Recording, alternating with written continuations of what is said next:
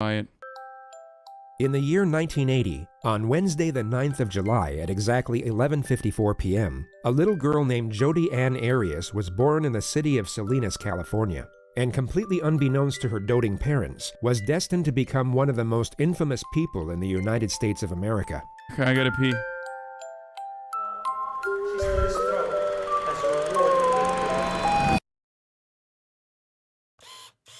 Okay, I'll be back. From what we know about her behavioral sequences, and despite what her defense team would later want you to believe, there's virtually nothing in Jodi's childhood that can be linked as a contributing factor to what she would eventually be capable of. The only thing worth mentioning was that she dropped out of high school in the 11th grade to pursue a career in photography, but it went nowhere, so she began working at a hotel restaurant which became her occupation for the next 8 years. In February of 2006, at 26 years of age, she began a new job as a salesperson for a network marketing company called Prepaid Legal, and it was through this occupation where she crossed paths with fellow sales representative Travis Alexander, a 28-year-old practicing Mormon from Arizona, who also worked part-time as a motivational speaker. When you get someone to the briefing, they say no, that counts. When you get someone fully exposed and they say no, that counts. Every time you get one of those, cross one off the list. By the time the 100th one's crossed off the list, you won't be able to spend the money. He was a very charismatic young man, which immediately caught Jodi's attention. They met at a business conference in September of 2006 and began a curious relationship from that point forward. To cut a long story short, Jodi was in love,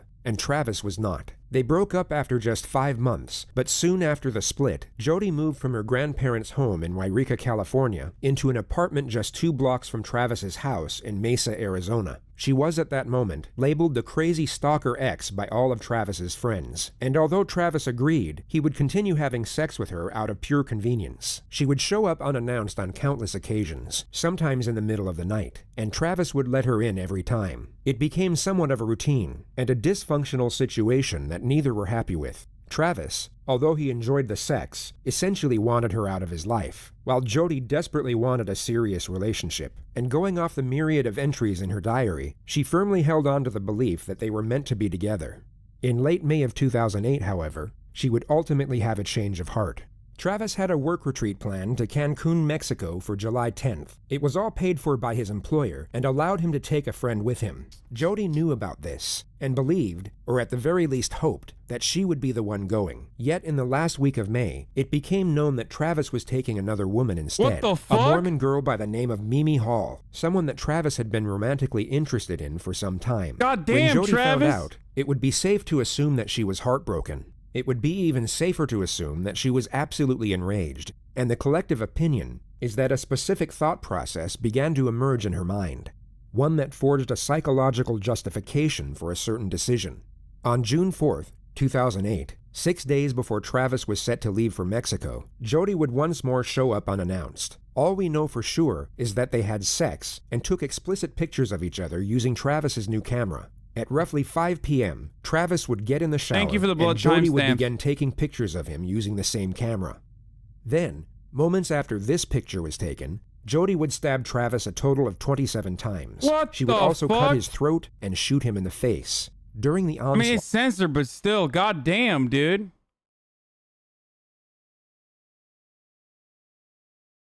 Oh, blood is coming in here now Travis's anyway. camera took 2 accidental photographs. The first was taken as Jodi dropped it during the onset of the attack. The second was Oh, there is blood, yeah. taken as she kicked it by mistake while moving Travis's body. Oh my it showed God! Jodi's foot and a fatally wounded or deceased Travis. The amount of time that passed from the 2 photographs was 62 seconds. Jodi then spent an estimated 45 minutes cleaning down the crime scene to make sure none of her DNA was left behind. This included wiping down the victim's body with a cup of water and a cloth. She also deleted the pictures from Travis.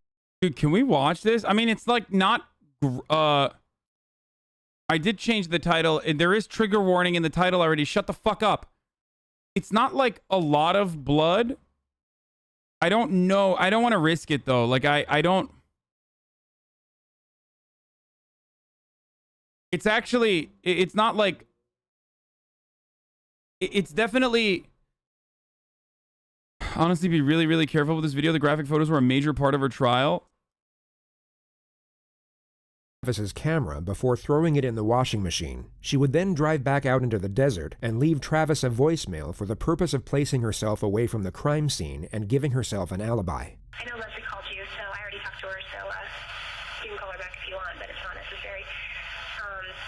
My phone died, so I wasn't getting back to anybody. And what else? Oh, and I drove 100 miles in the wrong direction, over 100 miles, thank you very much. So yeah, remember New Mexico. Content that exclusively focuses on extreme or gratuitous gore and violence is prohibited? Yeah. But I don't know if I'll just hide the blood parts. It's not like anything bad, but prevent me from going into the 3 digits, so fun. Tell you all about that later.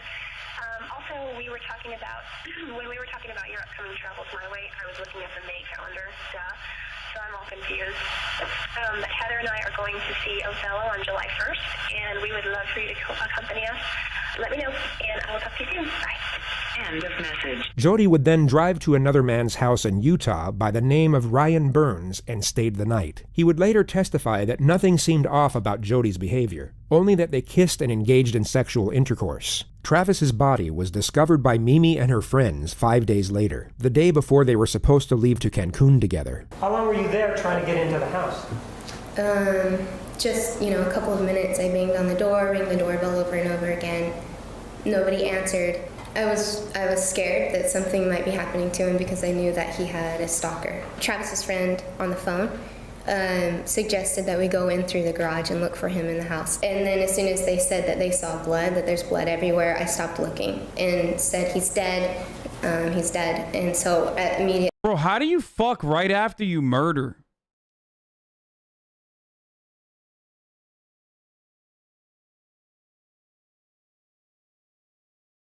That's kind of wild. Like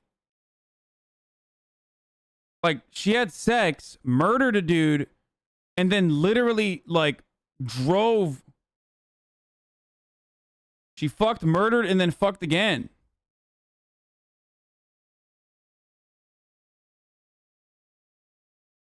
She fucked before she did it too. I understand. Dude, it's crazy, dude. You're kink shaming? Yeah. What do you mean how? Murder gets your blood pumping and makes you horny as fuck? Why would you know that?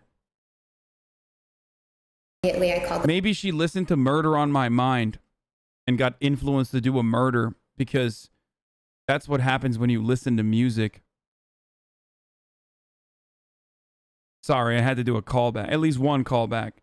Police. After the news of Travis's death broke the following day, Jodi called the police and offered to help with the investigation. She was then transferred to the lead detective, Esteban Flores, of the Mesa Police Department. The most notable detail of the phone call was that Jodi agreed to provide a sample of her DNA. Over the following month, forensics were able to uncover the deleted photos from Travis's camera, and despite her best efforts, discovered Jodi's DNA all over the crime. I mean, this is not... Yeah, the stuff that's showing right now is not like... I think I can show this. It's not like...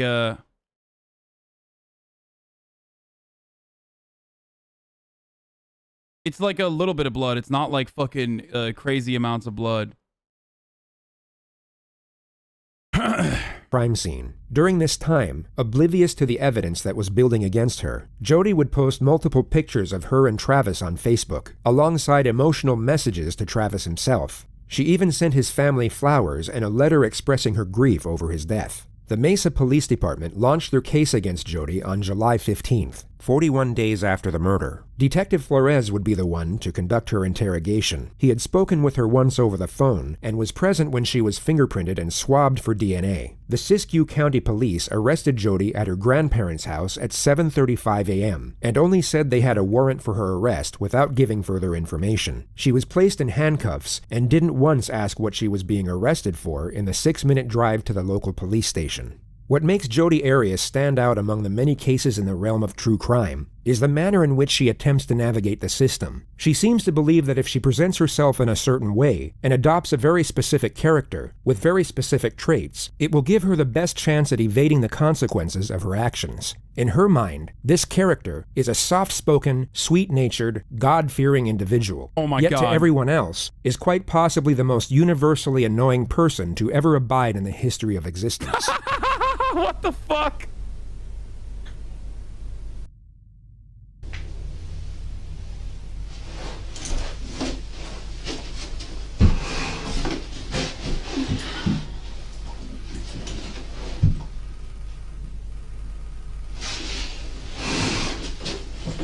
fucking got him, dude.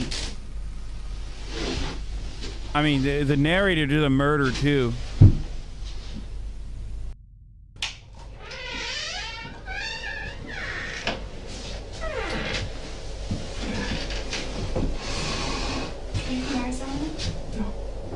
Someone said, I have to read this.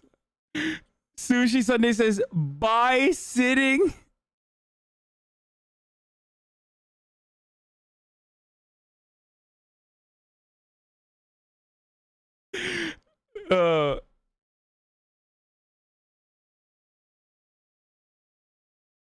This is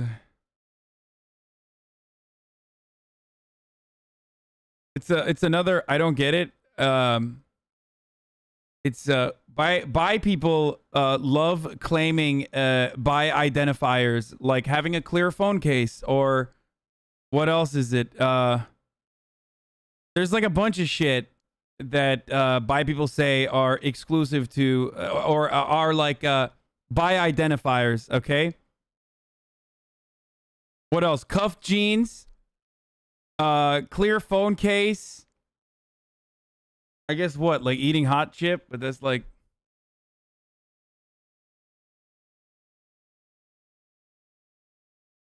If you don't get it, you're straight. All the bi signifiers are completely arbitrary and have nothing to do with anything. Okay, dude, why you gotta be so serious, dude? Like, obviously we're joking. Can I get you just to have a seat here?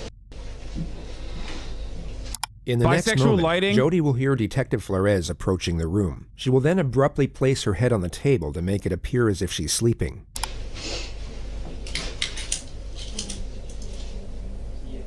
She will now notice the detective has instead walked past the room and then revert back to her regular sitting position.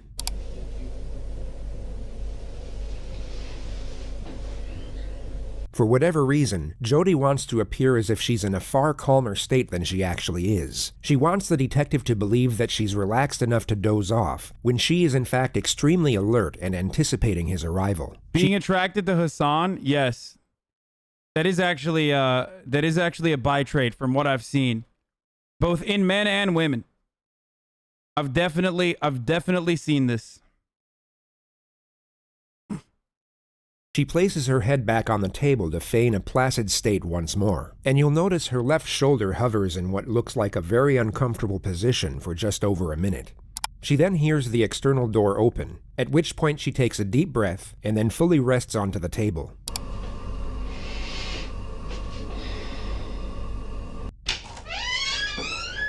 Okay, let me get those off you. So you remember me? Of course I do. I traveled all the way up here to come talk to you. Because, I've been working on Travis's case ever since it happened. Okay, and I know exactly when it happened, when he was killed. I know a lot of details. And just recently we found quite a bit of evidence. And I'll discuss that with you. The main thing that I'm looking for, though, is answers on why certain things happened, why they went so far, and also to get your statements. Okay. She's been brought to a police station in handcuffs and now just told her arrest is concerning the death of her ex-lover. An innocent person sitting in her position would want immediate clarification as to what exactly is going on. Jodi doesn't inquire further, just gently accepts to cooperate after being given a very vague, yet highly accusive clarification of the situation. A lot of details on this case that haven't been released to the public and not even to Travis's family. And those details are known only by us and the person who did it. Okay, and that's one of the reasons I'm here, is because I believe that you know some of these details. Okay. And I think you can help us. I would love to help you in any way that I can. Okay. Because we're here at the police department, the sheriff's department here in, was it Siskiyou County? Siskiyou. That's what it's called, okay. And you're considered under arrest or detained. You're not free to go. And I'm a police officer. I have to read you your rights. Okay, I'm sure you've heard them on TV. You know, I have to read them off this little card here, but they're pretty much the same, and I'll explain them to you as we go. Okay. And you know, if there's a question that you don't want to answer, you don't feel comfortable, you can say no. You know, or you know, you can elaborate as much as you want. It's completely up to you. It's at your speed. I don't want to pressure you. Is this recorded at all, or should we? Yeah, I don't know if there's a recording or something. I don't know if these are voice recorders. I noticed them. I don't know if they have video or if they have audio or batteries or what. I don't think they're on. Hindsight allows us to recognize this is simply an attempt to appear innocent. She seems to think that if she appears confident enough to recommend the use of an outdated voice recorder, that it will seem as though she has nothing to hide in the eyes of the detective. But it's just bizarre. If the detective wasn't already certain of Jodi's guilt, he would most certainly become suspicious at this moment. Sorry, really cold. It's okay. You still heat still? Yeah, I haven't touched those or anything, but Oh, okay.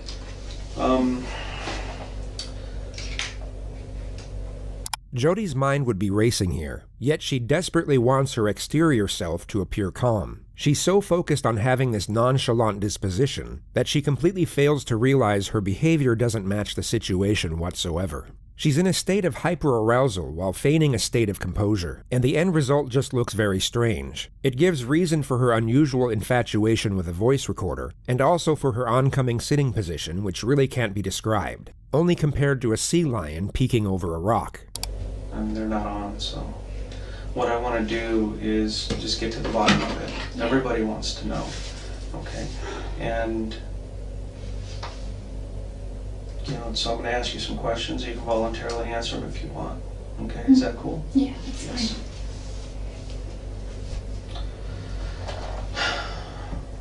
There was some question about you being. Well, let's start with this. What have you been up to since Travis's death? What have you been doing? Well, I've been working. Mm-hmm. I haven't been really working in prepaid legal. There's not a whole lot here in this marketplace, which is... It's kind of small here. It's small here, and really that could be seen as an opportunity rather than a hindrance, because that just means the market is untapped in a large way. So I could have, if I wanted to, but I'm kind of like a deer in the headlights when it comes to prepaid legal. I just have a fear of just approaching people. Mm-hmm. You'll come to notice that Jodi will go off on these unrelated tangents anytime she has the slightest chance to do so. It's a recurring theme in interrogations for when the suspect is facing serious charges, and the common theory is that it's an attempt at gaining a momentary escape from what is likely the most terrifying moment of their life. Going into detail about topics completely unrelated to the situation at hand essentially delays the onset of their new reality. Forensic psychology views this as a form of denial, and also a subconscious coping mechanism. This particular tangent was about the local climate and multi-level marketing, but she'll also ramble about photography, religion, relationships, spirituality, household pets, her ex-boyfriends, road trips, hitchhiking, designer clothing, and computer virus software. The detective subtly nudges her away from the theme of network marketing and onto the topic of Travis. She starts off with a Facebook post she made in his memory. I realized looking back on it that it kind of sounded immature. It's more like my dear Travis kind of letter. And so I took it down because... More personal? Yeah, some of it was details, a little bit more personal. Not too personal, nothing inappropriate. Just, I just felt funny. I think because I'm a photographer, I tend to communicate more through pictures, so I posted a ton of pictures that I had of him, and I have a ton more that I just can't access right now, and videos and things that I know his family would want, but She then explains how it's hard to talk about Travis's death with the guy she's now dating. and we've been talking a lot, and we try not to talk about that because it's kind of like, ugh. And plus Travis is my ex-boyfriend, but at the same time he's my friend, so while I'm mourning my friend, how do you talk to your new potential possible maybe person that you might start dating about your friend even though he was your ex-boyfriend? So it's kind of a gray area. The detective knows she'll happily trail off until the morning comes, so he cuts her off and locks her into the situation at hand. And I've talked to a lot of people, and Jesus Christ. everybody's pointing a finger at you. You know, I don't even know where to begin. I don't know to talk about the arousal, or I don't know if I should talk about her trailing off, or she is just like, Jesus fucking Christ, dude. The moment that someone starts talking about antiviruses in the middle of a fucking conversation like this, you just, you know, when you're under the suspicion that you might have murdered your boyfriend, it's like, it's a wrap. It's GG's. Everybody is saying, I don't understand what happened to Travis. I don't know who killed him. But you need to look at Jodi. And sometimes the simplest answers are the correct ones. One of the most fascinating parts of this interrogation is how long the detective allows Jodi to cling on to hope. For the first 45 minutes, she will be terrified, yet still believe there's a chance she will be going home at the end of it. The detective will hint at her suspicions and culpability in a gradual manner, yet not directly accuse her until a much later stage. Dangling the idea of hope above someone's head while simultaneously hinting at the grim future that awaits them would perhaps be considered cruel in most other circumstances. Yet on this occasion, it is tolerated for a tactical purpose, which is to allow for as much divulgence from the suspect as possible. Her fear will cause her to panic, not enough to the point where she completely locks up, but just enough so that she continuously tries to claw at her own salvation, and in the process will divulge information that will be extremely damaging to her defense later on. And that's one of the reasons I started looking at you a little bit closer. And over the last month or so, I've gotten into Travis's life, talked to all his friends, his family. I got a really good understanding of who he is now. And I got a very good understanding of your relationship with him. Obviously you weren't boyfriend and girlfriend anymore, but you were still having a sexual relationship, which, Does his family know about that? Just curious. No, his family doesn't know anything. Yeah. I'm interested in protecting how he's remembered as well. And just for the purpose of integrated context, at Jodi's trial, she would label Travis a sexual deviant, a domestic abuser, and a pedophile. He truly had feelings for you.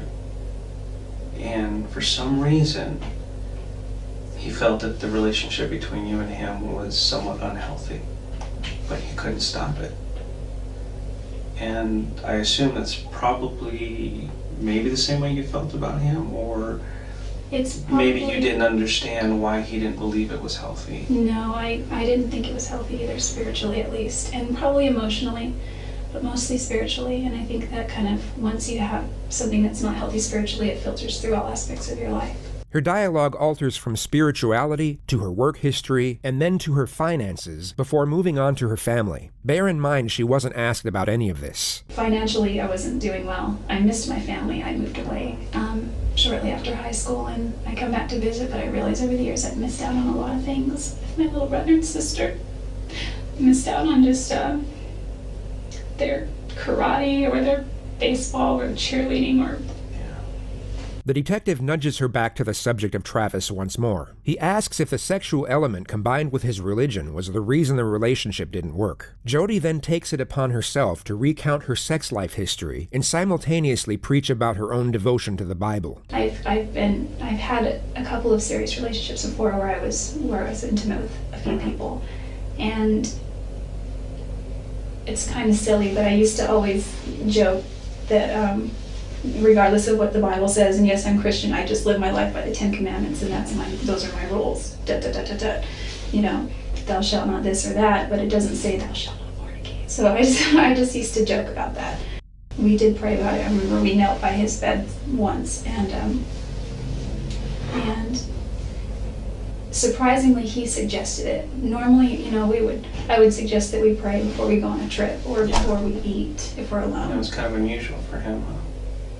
Yeah, because he was very resistant to prayer.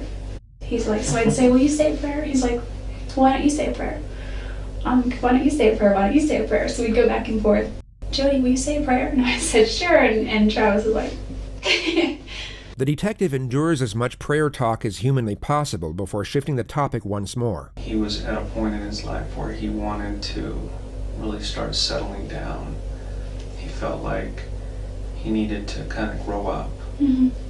You know, become a husband, become a father. Did you guys ever discuss possibly getting married or anything? When we were dating, we did. Okay. Once we broke up, he brought it up. He actually proposed to me. a lot of times, but he wasn't serious. Let's move to after the breakup. Oh, okay. What kept you in Mesa at that point? I actually moved to Mesa a few weeks after we broke up. Really? Mm-hmm. And then there was a time period you really wasn't seeing anybody, and then Mimi came into the picture. What did you think about her? And I didn't know a lot about her. She seems like a really nice girl. He showed me her picture on Facebook. You know, I don't think she had a lot of pictures on there. He said that he's not sure why, but he's pretty sure that she could be it. And I was happy for him. I didn't find out about Lisa. This conversation you had face to face with him? Yeah, or? yeah, it was in his room. And he had his laptop, you know, just on his bed. Jodi is desperately trying to make it appear as though her and Travis were on good terms. But this is just overkill. Jodi was labeled the crazy stalker ex by all of Travis's friends, and even Travis himself. The idea that he would show and then discuss any potential future romances with Jodi is ridiculous. And I truly believe he does love her still. Oh, he but does. Travis had a, he's what you call a player. You know what that means? Yeah. He kind of pulls girls in. Anybody, though. He was reluctant to make a commitment first off. And truly, he didn't think that you were marriage material. And I don't know why not. I mean, I see you. You're a wonderful girl. You're struggling. You're trying to make your way through life, and I don't see why you guys couldn't have made it. I think we have very different philosophies on a lot of ways. We would argue about the dumbest things, and like there was so many times where I just couldn't wrap my mind around what he would. I could, but I would try to get him to do the same for me. Like there was a time when I broke down on the way to LA once, and my car got a flat tire, so I had at the time roadside assistance because my car was still under warranty. And they went to take the car in to change the tire and realized that when they sold me the car, they didn't give me the wheel lock key. What is this? What is the technique being applied by the detective here? Like, just listening to her endlessly fucking go on just because she's hot? Like, what's the detective technique here? Is it called just simping for the hot murderer? Like, this technique used by the detective is called let her ramble on for, 7.5 hours. Chat's taking notes on baiting. Oh, I forgot. The actual other technique being applied here is the top of the hour technique, where streamer is cooking curry chicken in the background. Okay, because his mom won't. So he has to make his own curry chicken in the background while watching the video on his phone, and then coming over to run a 60-second ad break at the top of the hour. Now, this technique can be avoided. Okay? And that's called subscribing with a Twitch Prime. If you use the... Bro, you're literally 34? No, I'm not 34. Fuck you. It's called subscribing with a Twitch Prime for free. By that way, with that technique, you can avoid the ads. So there is that.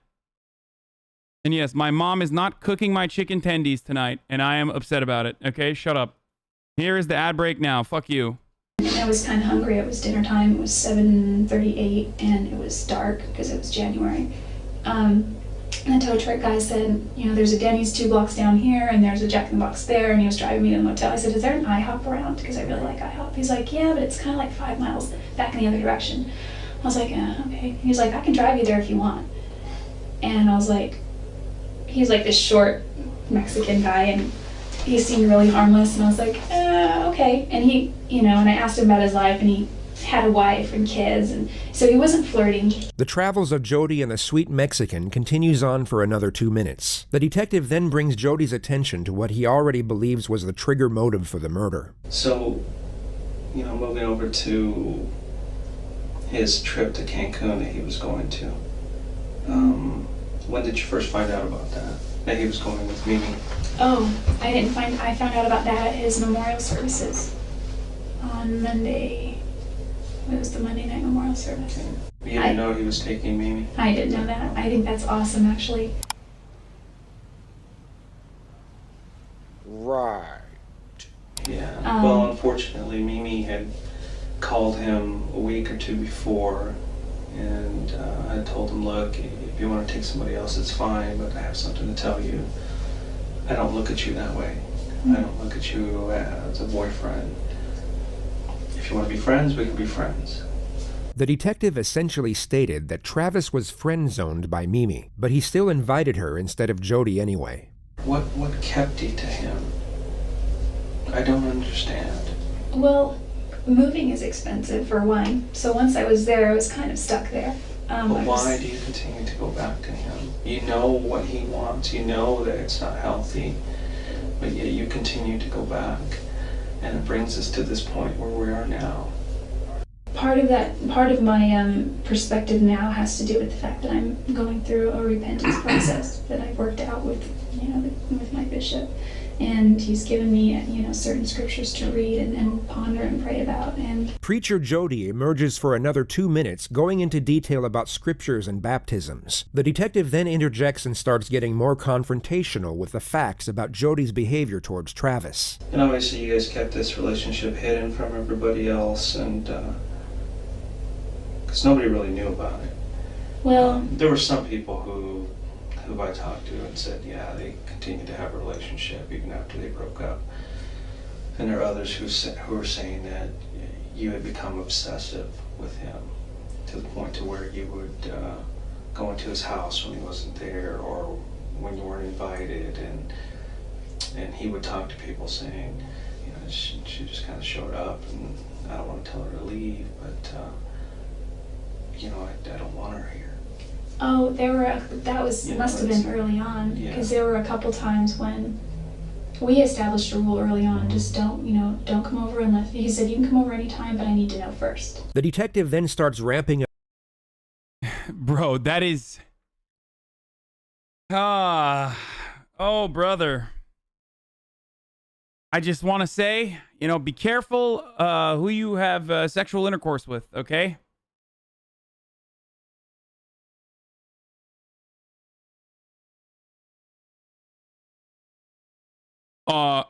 Also, Travis is a piece of shit that played with his girl's emotions until she snapped. She wouldn't have murdered, obviously, but she pushed past the breaking point.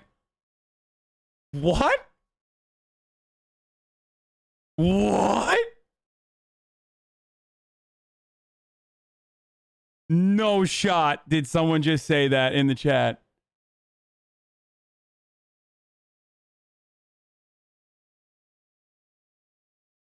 Dude, get the fuck out, dude.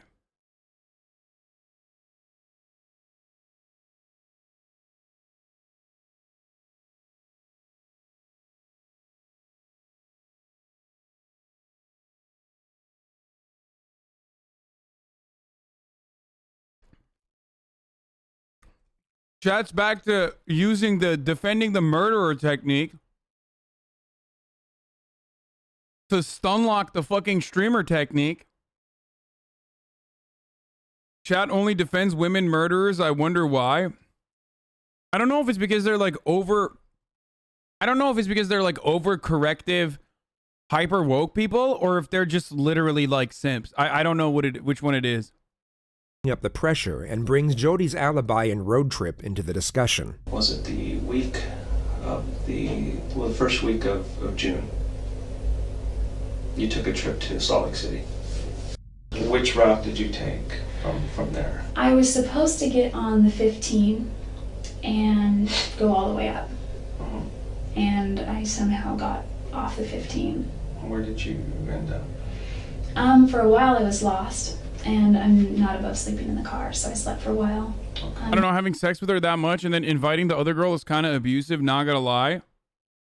Bro, they weren't fucking dating. What the fuck are you talking about, dude? It's because this community is so roomy, Hassan. The men can be fucking vile in here. That's literally why.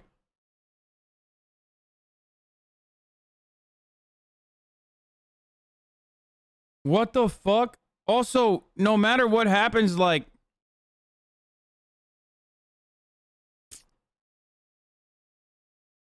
Okay, guys, remember how I said that, like, not everything is fucking abuse? Having casual sex with someone is not fucking abuse. Jesus Christ. And abuse inherently does not mean, like, a justification for murder regardless. What are you doing, dude? I'm a heavy sleeper and I sleep a lot, so. But you were on the 15 for a while, and you ended up getting off the 15 somewhere. Yeah, I looked at a map, but I'm pretty sure I know where I went. Can I draw you a map? Sure. So this trip took you a little over 48 hours then. I have a problem with this trip. Well, I went first too. Yeah, I know. I know you went down here. I've gone over this trip over and over in my mind and on paper. He knew she was a stalker. He should have stopped fucking her. Wow, dude. Wow, literally, just say he deserved to be murdered. Mad because you like to lead girls on? Oh my God, dude. Are you fucking insane, dude? What the fuck? Bro, there are some real psychos in here, dude. There are some real sick fucks in here, dude. Seriously. And even if there's still 20 some odd hours, even if you pulled over to sleep a couple of times. Oh, did I tell you that I got stranded? Yeah, Okay. you mentioned that. If you slept for 10 hours I only slept for about here 8 and hours. here, it would still leave 18 some odd hours for something else. Okay, this is what people are focusing on, is this trip that you took, because they're saying she left, she didn't get to till Thursday. Wednesday? That's when Travis was killed. It actually, honestly, it makes me happy that, like, to know that, like, most community members who say shit like that are never gonna get laid. So it's fine. You know what I mean? Like, because you are a danger to society. Like, if that's your take, honestly. Like,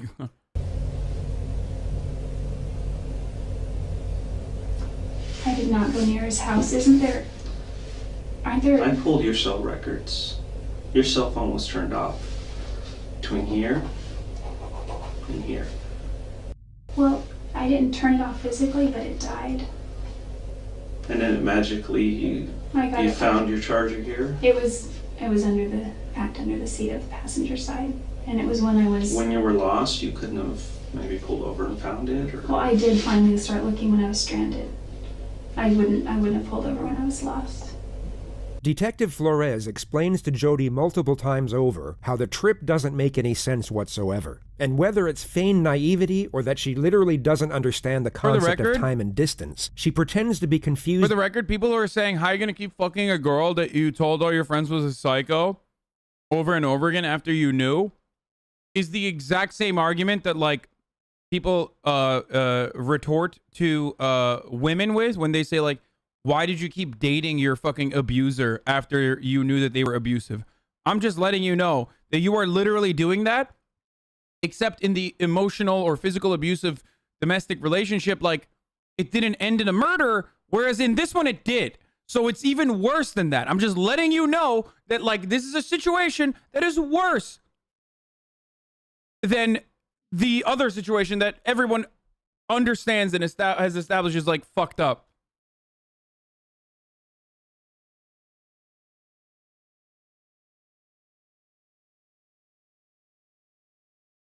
by the allegation rather than actually confront it. This goes on for 3 minutes before the detective confronts Jodi with the evidence of the photographs on Travis's camera.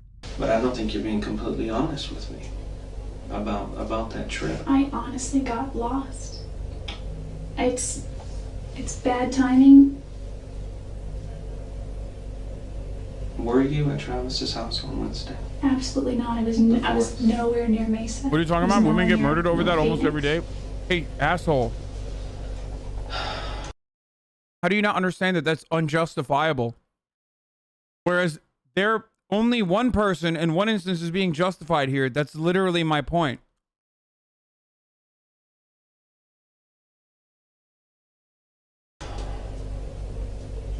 I wasn't even close to him.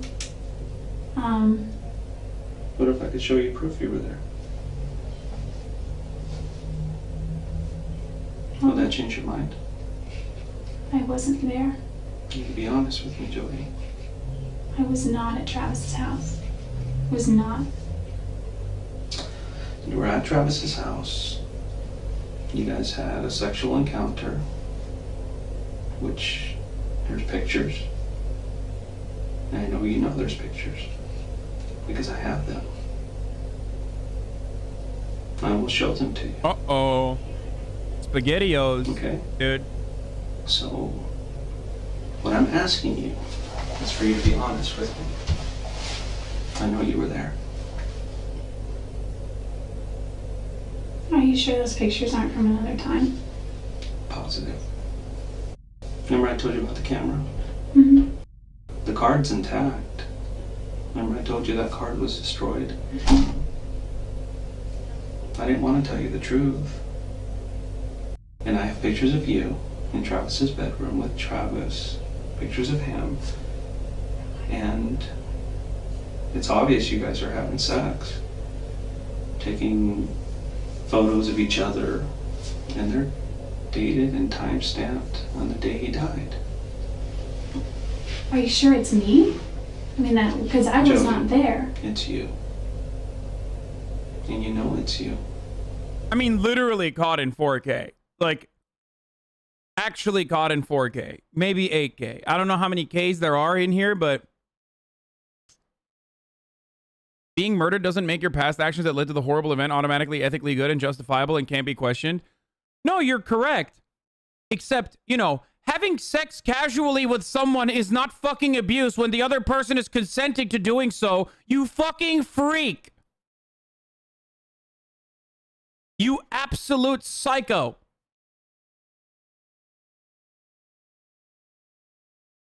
That's wild, dude. Yo, people are actually fucking dumb, dude.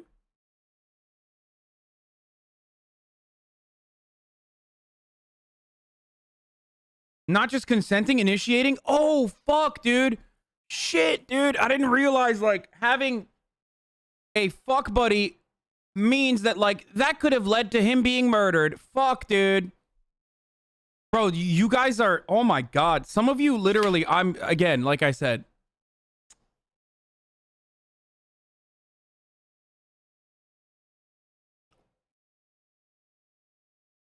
The JCS has been even better because of this chat. I just like, I really did not think that this community would have so many fucking psychotic takes. Like, I know all the details of this case. The only thing I don't know is why. Why did you choose to go visit Travis that day? And why did you do what you did? I would never Why, hurt Jodi? Travis. You did. You hurt him. I like how you use your platform to undermine people.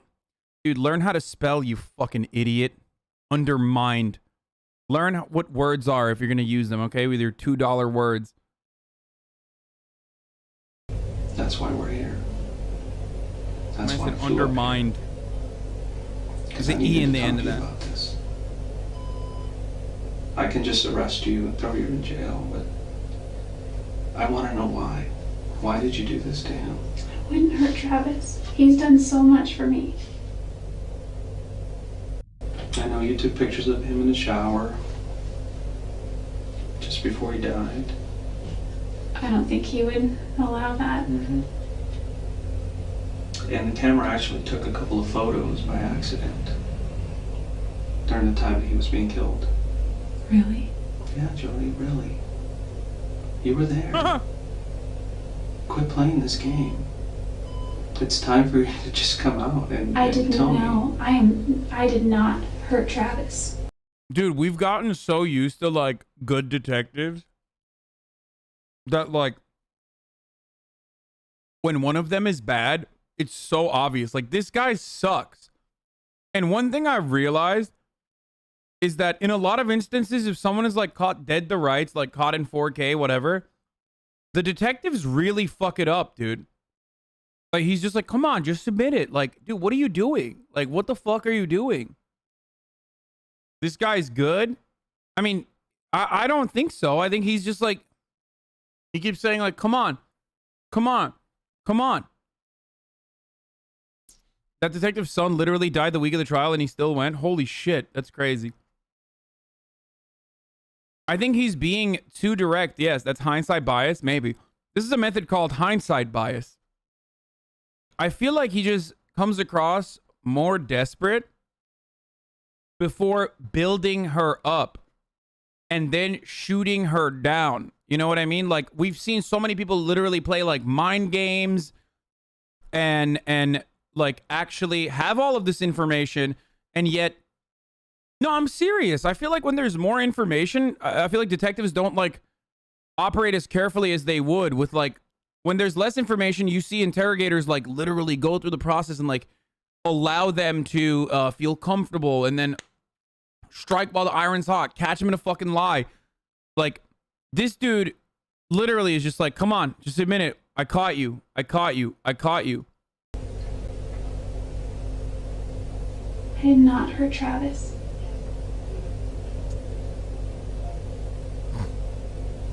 I wouldn't do that to him. The detective then goes on to explain the DNA evidence collected at the crime scene, which includes Jodi's blood mixed with Travis's blood, Jodi's hair, and Jodi's bloody palm print. You either had blood on your hand and you touched the wall, or there was blood on the wall and you touched the blood. It said, what timestamp is it at? What is it, 37:55? Okay. Could my palm print have already been there and then blood touched it? Jodi, this is over. This is absolutely over. You need to tell me the truth. Listen, the truth is I did not hurt Travis. If you want, I can show you some pictures of him. Do you want to see pictures of him? You're gonna say yes. That's psychopathic. Part of me does and part of me doesn't. That's real psychopathic behavior. That's real psychopathic behavior. A normal person would never be like, yeah, show me my fucking murdered boyfriend, dude. No, that's like, I've seen enough fucking criminal movies to know that like psychos love fucking seeing their victims again. Like, it's like hot for them. You know what I mean? Also, this dude is literally fucking, like, oh, you want to see? You want to see what you did? Like, come on, bro. Chill the fuck out. He's trying to get a confession. He's being bad. Her little girl voice is aggravating. I know how violent and deranged she is. Yeah. No, Jodi. There's a morbid curiosity. Jodi. I wanted to know how he died. We can keep playing these games over and over again. I'm not going to believe you. It's over. Could it have been my blood from before? Your image is not important right now. Saving the rest of your life is. Listen, if I'm found guilty, I don't have a life. I'm not guilty. I didn't hurt Travis. If I hurt Travis, if I killed Travis, I would beg for the death penalty. It just seems so impossible. I want to see it. I want to know. I mean, I'm not a murderer, but I guess if I were to do that, I would wear gloves or, you know, something. Okay, let's say for a second that I did. And I say... Isn't this verbatim OJ? Like, she's literally going with the if I did it shit. I did it. I mean... The motive is there. The jealousy issue. But I wouldn't even say it was jealous. I mean, there may have been some jealousy there, but then what is it? What caused this? I think if anyone, maybe Travis was jealous, but that's not what everybody else says. I can prove you were there. I can prove it. But what I don't have is I don't have answers on why it happened. Or, you know, maybe something just got out of hand. Maybe He's not doing how and why. He didn't even like instill confidence in her. He's not doing a good job. I'm sorry. He has her dead to rights, and that's precisely why they're not being clever with the fucking interrogation in this one. Backseat detective? I'm just saying, dude. Motherfuckers act like we didn't watch Casey Anthony walk last night. Like, he's not applying any of the techniques, dude. Bro, you watched 4 videos, now you're an expert? Yes, I am literally the embodiment of Twitch chat, okay? Someone who grossly overestimates their intelligence because they watched 3 YouTube videos. Okay? I am you. I am you.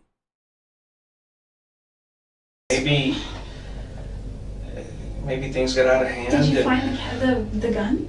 Maybe that would... Jodi, we're just playing games here. I'm gonna take a little break, but I need you to think about what you're doing here. Because the best thing for you to do is to tell me the truth. It's so important that you tell me. He just let her ramble on and now is like, come on, admit it. We caught you.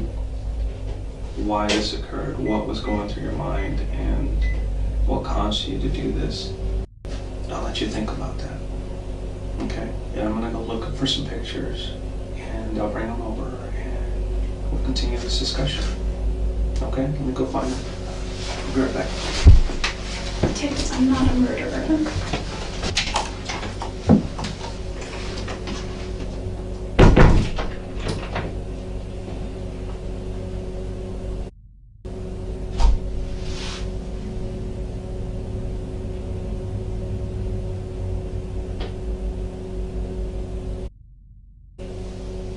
Oh, pictures are coming up. Yeah, not yet though.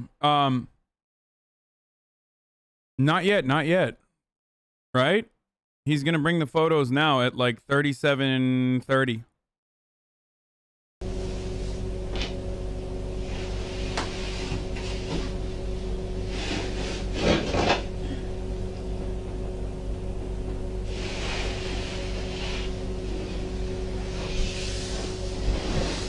Stop!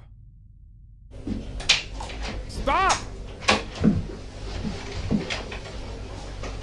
What kind of gun is that? Just curious. It's a Glock. I just bought a gun. Did you? You probably found it by now. Probably. I was taking it somewhere. These are just a few photos. Oh god! Dude, oh my god, that was bi-stretching right there. And I want to be careful not showing you certain photos. Please because don't some show of me. them are very bad. If Travis were here today, he would tell you that it wasn't me. No. I'm like worried, dude. I'm worried. My I'm job worried. is to speak for Travis right now. And everything Travis is telling me is that Jodi did this to me. Come on, tell me that that's good. Tell me that that's good detective work, by the way. Okay, this is one photo, but it's not like a bad one. Stop saying she's 100% guilty. It literally does not matter. It literally does not matter. It literally does not matter. Okay? It does not matter. We have actually seen being 100% guilty, like dead to fucking rights, is completely irrelevant. Casey Anthony walked, dude. That stretch is why he kept having sex with her. Oh god, stop. Okay. He does look kind of scared in this photo. Remember him? Remember him? Come Is he on. naked? In the shower? Yep. Jodi is then shown one of the pictures that was taken by accident while she was in the process of murdering Travis. It's your foot, Jodi. Those are your pants. No, it's off color because we had to enhance it and the color kind of changes a little bit. It's Travis. The pictures aren't even that bloody. I just don't want to risk it. I just don't want to risk it. This is his bathroom. That is not my foot. Couldn't even recognize Travis. He'd been there so long. Do you have any recent cuts that are healing?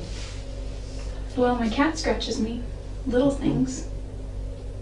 These are all her work. Is there more, Chad? Is there This more? her. That's her. I've got scars. She's a feral cat. All these little things are her. Well, enough about your cat, but there's no doubt in my mind that you were there. There's no doubt in my mind that you did this. None. So you can go until you're blue in the face and tell me you weren't there and you had nothing to do with it. 134, 205, I don't know 210. why. For real? It's killing me inside. I That's don't know the why. thing. Like, there's no reason for it. There's no reason why. There's no reason I would ever want to hurt him. And I have a solid case against you. And I can present it to the judge. As cold as it is now. I don't know why she did it. Or I can present it to the judge with your explanation. If I'm found That's not guilty, what true. happens? What do you mean? You go to jail. Price. Well, what's the price? I don't know. Don't you know what the sentences are? The sentences that are carried for something. It depends on your situation. Bro, she's literally doing RP. Like, this is GTA RP shit, dude. Hey, if I'm guilty, like, what's up? What is she, like, doing a fucking plea bargaining agreement? Like, what's happening, dude? How old you are.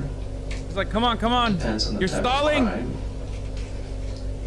It depends on whether you show remorse or not. And part of that remorse is at least coming clean. When somebody doesn't come clean, I don't see any remorse. I know you're afraid. But you're already going through it right now. There's no backing up. There's no backing up to yesterday. There's no backing up to that day. It already happened. And unfortunately, you're gonna have to face the consequences. You know, if I did that, I'd be fully ready to face the consequences. I'm not really for things like, you know, I'm all for the 10 Commandments, thou shalt not kill. Mm-hmm. Okay? I just can't. I didn't kill Travis. I just didn't. Everybody knows murder is immoral in Christianity. Duh. That's a foolproof method. I don't know why they didn't just let her go, dude. Also,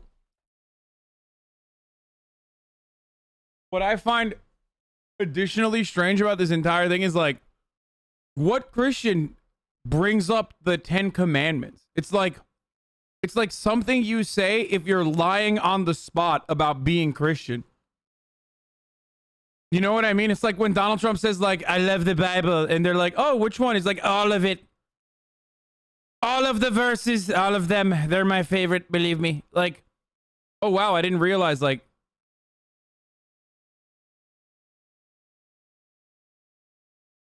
my cat murdered him and I'm religious. This is a whole interview is really awkward. Old Testes. He's Mormon, not Christian. No, he's Mormon, and Mormon is still Christianity. Shut the fuck up. Okay, it's just an extension of Christianity. And I don't think she's is she Mormon too? I did not take his life. You need to come out and tell me why this happened. I will not accept any other excuses. I will just move on with my investigation, with my final report, submitting all the conclusions and all the evidence. And we can just let that judge and the jury decide. We can leave it in the What hands about of the a lie jury. detector test? We can do that, that's fine. Would that help me at all? I mean, you can't use them in court, but Well, then there's no point in taking it. took a knife to him. It's like saying Islam is an extension of Judaism. stop. Islam is an extension of Judaism. It's an improvement of Couldn't all stop. of the other, in the eyes of Muslims. I mean, Islam is the most improved, updated version of all Abrahamic religions. So yes, Muslims wouldn't even get mad at that. They would literally say that, yeah, no, it's true. Before you knew it, it was all over, and then you panicked. I've never been that angry at him. Not enough for that. I've been so far angrier at other people, at other ex-boyfriends. Then tell me who could have done this. Who did this? I don't know, but if I go to trial for this, and if I'm convicted for this, whoever did this is going to be sitting very pretty somewhere. Glad that it wasn't them. And it's my job to make sure that an innocent person does not go to jail. But I don't see an innocent person sitting in front of me.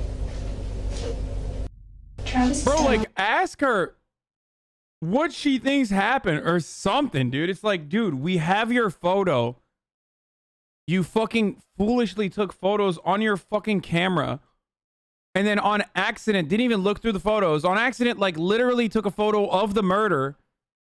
Like, what do you think happened? Like, how would you describe this if you were in my shoes?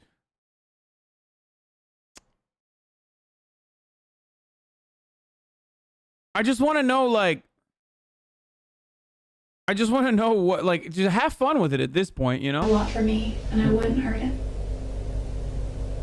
He introduced the gospel to me. Why is everybody saying that you are capable of hurting him? Everybody says it. I don't know why anyone. So don't tell me that He's just like, he's like gossiping about her fucking friends and shit. Everybody says you're capable of murder. I don't remember spiders. Oh, I kicked a dog once. I was a freshman in high school, and I love animals. And we had this dog, his name was Doggy Boy. And what is this fucking until the dog that they have now, have never been able to, and I don't mean just them, we as a family have never been able to care for a dog properly as far as give it attention and take it for walks and be consistent. To save you the oncoming ramble about Doggy Boy the dog, she lightly tapped him with her foot for tearing open the trash, and she's felt so bad ever since that it changed her entire worldview on the animal kingdom. She now apologizes to the dog, through the detective, who's conducting her interrogation for first-degree murder. And I need to apologize for that to him. I know it sounds weird, my relationship with animals. It's kind of like they're like people too, you know, they have souls. What you need to do is you need to apologize to Travis. But you just refuse. Listen. Yeah, I can't help you anymore if you're not gonna. Is the detective like in the chat or something? Why are chatters defending this guy who literally said, come on, you should apologize to Travis? Wow, what kind of detective, what technique is that one, chatters? That's called the gotcha technique, okay? Where, you know, if she says like, I am sorry for Travis, he's like, ha ha! You know what I mean? If you're not gonna help yourself, You asked I me really prior. can't. I can't, Jodi. It's fascinating to observe how fast she can switch from one emotion to the next once she realizes a particular strategy hasn't worked. The attempt at elevating her character by expressing how much she cares for spiders and pets hasn't seemed to have any effect on the detective, so she then switches her disposition from sorrowful to analytical, as she once more tries to manipulate his perception of her. If I did anything that had anything to do with his death in any way, It's not if to me. I wouldn't. It's not if. It's not if at all. Well, to me it is. I would be more than remorseful. Is it maybe something you're blocking out of your head? I don't think so. I mean, I tend to write everything down. I just finished the book, The Road Less Traveled. Mm-hmm. And he said, the true definition of sanity is dedication to reality at all costs. Mm-hmm. Well, this is definitely reality. We are. Bro, she is like, she literally is committing a double homicide here because she's gonna cause the fucking detective to murder himself, okay? What is this Yo, how people really do say anything and people just listen, dude. I swear to God.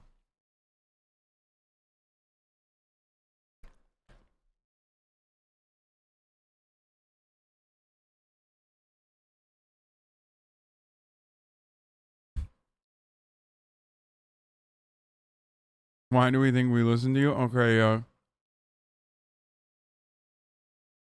bro, she's like Robert Frost wrote.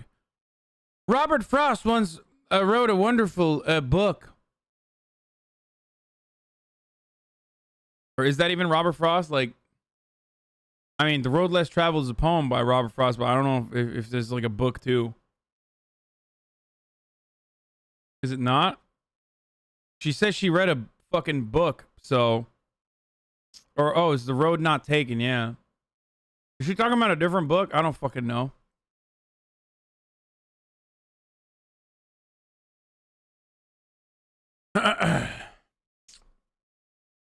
You legit call every woman on the show hot? Calm down. I've literally never called any of the women hot except for her. We are sitting here inside of an office, the sheriff's department, and you are facing first-degree murder charges. No, I didn't say Casey Anthony was hot. Going to be booked into jail. No, she's not even hot. She's just... You will be brought back to Arizona, and you will stand trial. That's the reality. And once you realize that, I think you'll be better for it. I've had worse issues with other people. They're all still alive. I'm still friends with my ex-boyfriends. They're all still alive. I said she was attractive, like an attractive white lady. And there's one thing that I can never get out of my head. Ever since the first day I talked to you. Like, there's big difference? Yes, attractive is like more of an analytical term. When I say someone is an attractive white lady, I don't mean like, oh, she's fuckable or I want to fuck her. I mean like, she is objectively aesthetically pleasing to a maximal amount of people. Do you understand? Like, that's what I mean when I say attractive. Do you not see the difference there? And I was saying that when I was talking about her situation, like, and why she was getting away with it. And I also mentioned it. Yes, thank you, Dizzy Rivers. I said it from the perspective of the cops.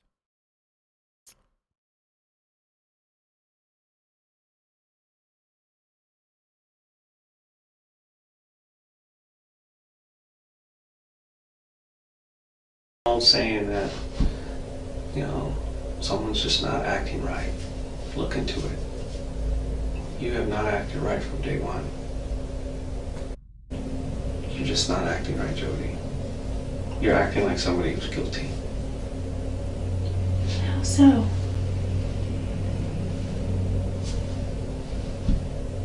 You tell me. I know because I've been doing it a long time. It's not taken me a that I long don't- time to figure it out. But within the first 30 seconds to a minute of a conversation, I know when somebody's acting right. There's a certain way people act. How did I act Okay, that would it's not make like- you think? It's not like TV. It's not anything like that. It's not That's what you terrible. see in movies. Is it because I'm not crying? No. It's not because of that. What is it? I mean, I'm not going to change how I act. He literally sounds like he's trying to flirt with her too. Like he's like, yeah, I'm pretty smart. I'm kind of like Sherlock Holmes.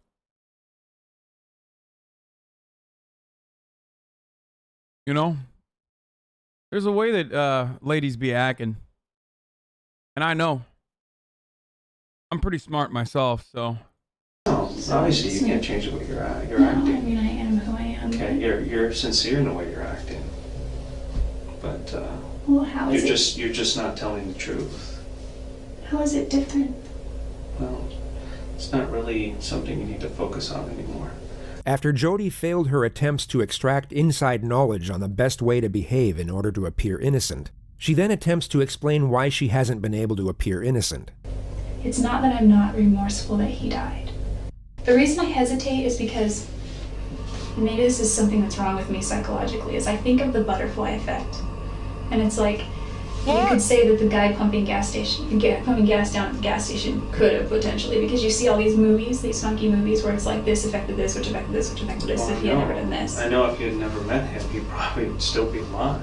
Okay, no matter what happens, the fact that this detective hasn't taken out his fucking revolver and shot her point blank at this point means that he at least while a shitty investigator, has a lot of restraint. Because, oh my God, dude. It's literally a fucking me or you situation at this point. Like, she is going to murder him by boring him to death by mentioning the most unrelated shit I have ever fucking seen. Like, well, you know, the butterfly effect. That's true. Yeah, that's because you killed him. No, I just can't admit to something that I didn't do. If it would help my case and give me an easier sentence, I know that people plead guilty for those things. No, and I don't want you to do that. That is the absolute last thing I want. I wish that I had answers. I'm sorry. There's just no reason. There's just no reason. There's no good reason why this happened. There's never a good reason why somebody dies like this. This seems to be the moment Jodi fully confronts the reality of her situation. The anguish she has over her own fate will become visible, yet she will now disguise this anguish as grief over Travis's death. She does this by posing a question. How many times was Travis stabbed? More than I want to remember.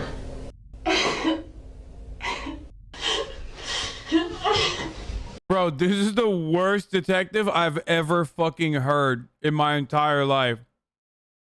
More than I want to remember. Like, you're...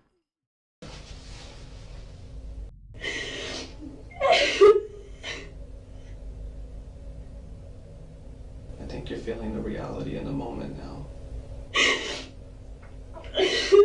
This is embarrassing, bro. Travis's family is gonna miss out on the Travis. There's just no reason I would ever want to hurt him. All I know is that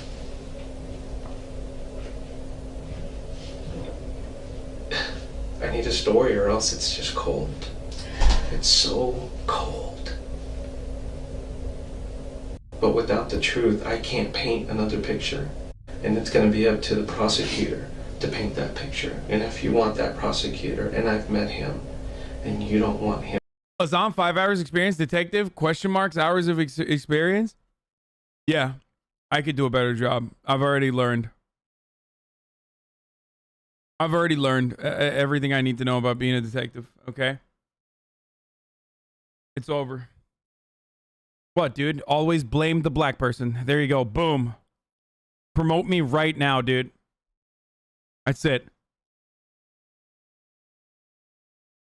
Boom. Fucking immediately. Police chief. That's how it goes.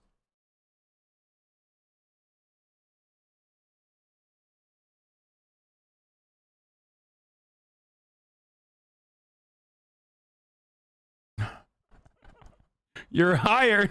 Exactly. Him painting that picture. Dream Stands would cancel you over that one? Yeah, I know. Streamer blames black guy. Instantly gets promoted. I have to maintain my innocence. I can't admit to doing something that I haven't done. There's just no Well, I reason. have more work to do. Can you give me a rundown of what's going to happen from here when you leave? Yeah, you're, Like, just today, for example. Good to see black suffering is a joke. Oh, these are the fucking weirdo newbies, dude. Name 3 black people you talk to regularly. Stonelock is over, Cap. Skip the N-word tweet, Pepela.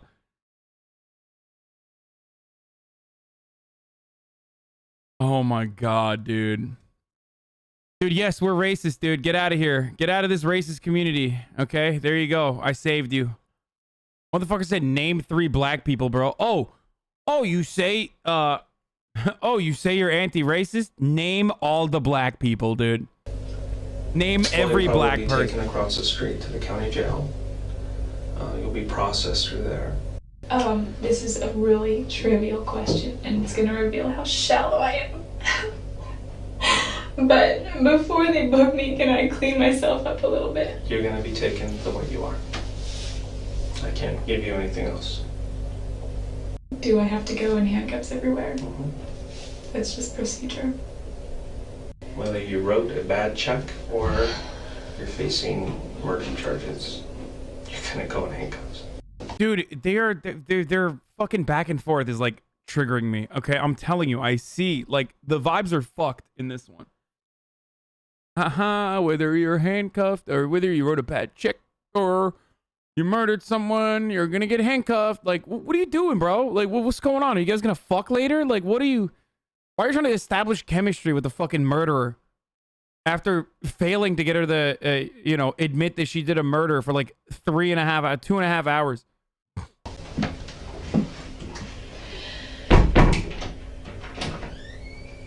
He's acting like he's the main character in this movie, bro. Yeah, straight up. Should have at least done your makeup, Jodi. Gosh.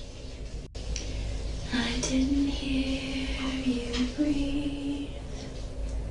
I wonder how am I still. What the fuck? Does she not know there's a camera in there? I can't breathe. I didn't hear you breathe.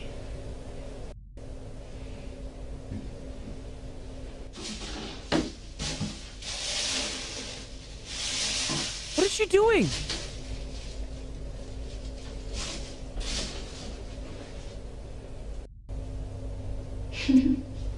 Goodness.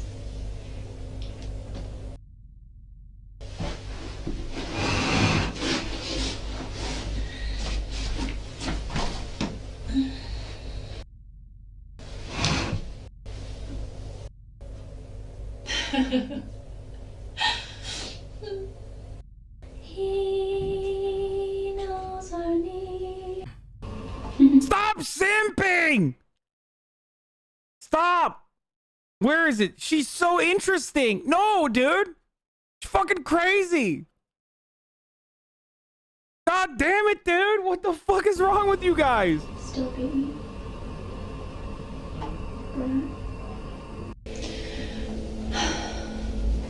By women Jodi was behavior. then taken to the county jail and charged with the murder of Travis Alexander. She stayed there overnight, and it would be a total of 16 hours before she was taken back to the Siskiyou County Sheriff's Office. Her second interrogation commenced at approximately 9:30 a.m. Just remember. Bro, she's still singing, dude.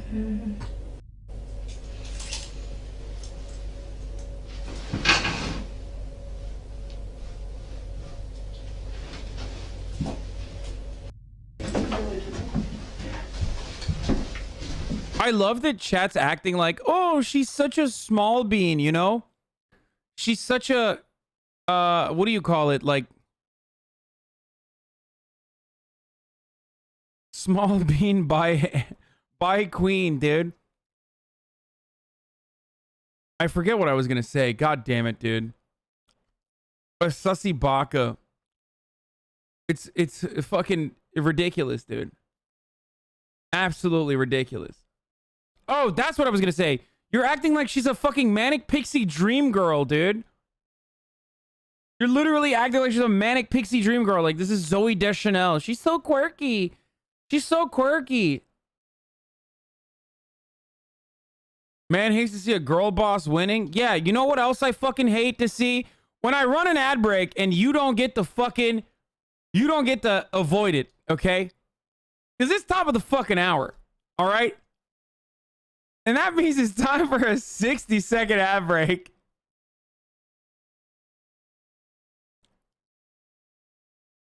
And if you want to avoid these ads, dude, then all you need to do is subscribe. You can do it for $5 or you can subscribe for fucking free with a Twitch Prime, dude. All right? Yeah, you got played, bitch. You got played. You got fucking played. I'm a smooth criminal, dude. If she had bangs, you'd literally be simping too. Probably. But she doesn't. So it doesn't matter.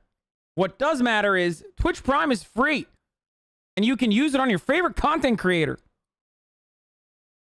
Here's the ad break now.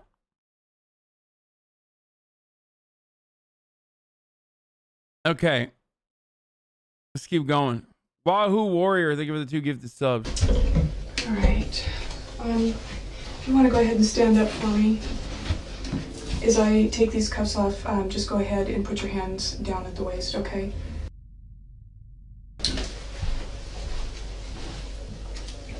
The game plan for this second interrogation will be a lot more strategic. Investigators will have studied the footage the day prior and will now have a greater understanding of Jodi's personality. The initial tactic is for Detective Blaney to criticize and berate the suspect's character while simultaneously reinforcing fear. By the way, do we know if she's bi? Because Chad is like kind of convinced that she's bi, and then now Chad is like comparing her to Kristen Cinema,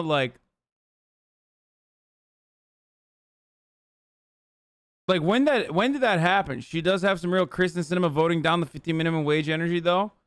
Why does it matter? No, I just find it strange that like chat keeps saying she's bi.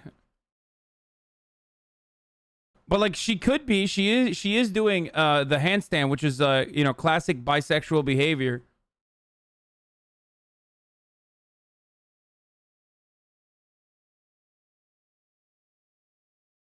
Yeah, bisexuals love doing handstands and sitting weird. And apprehension. She makes it very clear from the offset that the suspect's fabricated naivety and sickly sweet persona will not work on this occasion, and Jodi's self-esteem will be broken down in a manner that would typically be considered bullying or abuse under different circumstances. This is done so that when Detective Flores returns, it will be a welcome relief, and an immediate rapport will then be attained, which in turn will make the suspect far more likely to cooperate. It's a derivative of good cop, bad cop, and the two investigators execute this technique in a near-perfect manner. Detective Blaney's time with the suspect is essentially a non-stop psychological onslaught, which is sometimes executed in a passive manner, while other times in a far more direct manner. During the latter stages of the bad cop procedure, Jodi will be asked if she would prefer to speak with Detective Flores instead. This question is posed a total of 5 times, and only on the 5th time will Jodi finally give in and admit that she would. I didn't realize good cop bad cop was like a real thing. I thought it was just like in movies. That when Detective Flores finally returns, it was all her. I just want to let all of you know that you didn't believe in me when I said I was a fucking expert, and I literally called out the technique. I'm just saying that I know what's up. I'm literally a detective now. Call me Detective Piker.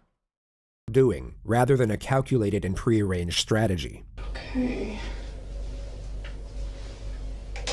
The voice recorder isn't actually for the purpose of recording the conversation. It's just to make her uncomfortable. To reinforce the perception of Detective Blaney being the enemy, and not to be trusted. You'll notice that when Detective Flores returns, this device will be switched off, therefore reinforcing the idea that he is the friend who can be trusted. Today's date is July 16th, and my name is Detective Rachel Blaney, and I'm here with Jodi Arias. Is that how you say your last name? Arias. Okay, I'm sorry. This is just formality, and this is, you know, if I have to, you know, write up a report of what we talked about, at least I know word for word, you know, what you said, and there's no mistakes. Mm-hmm. Okay.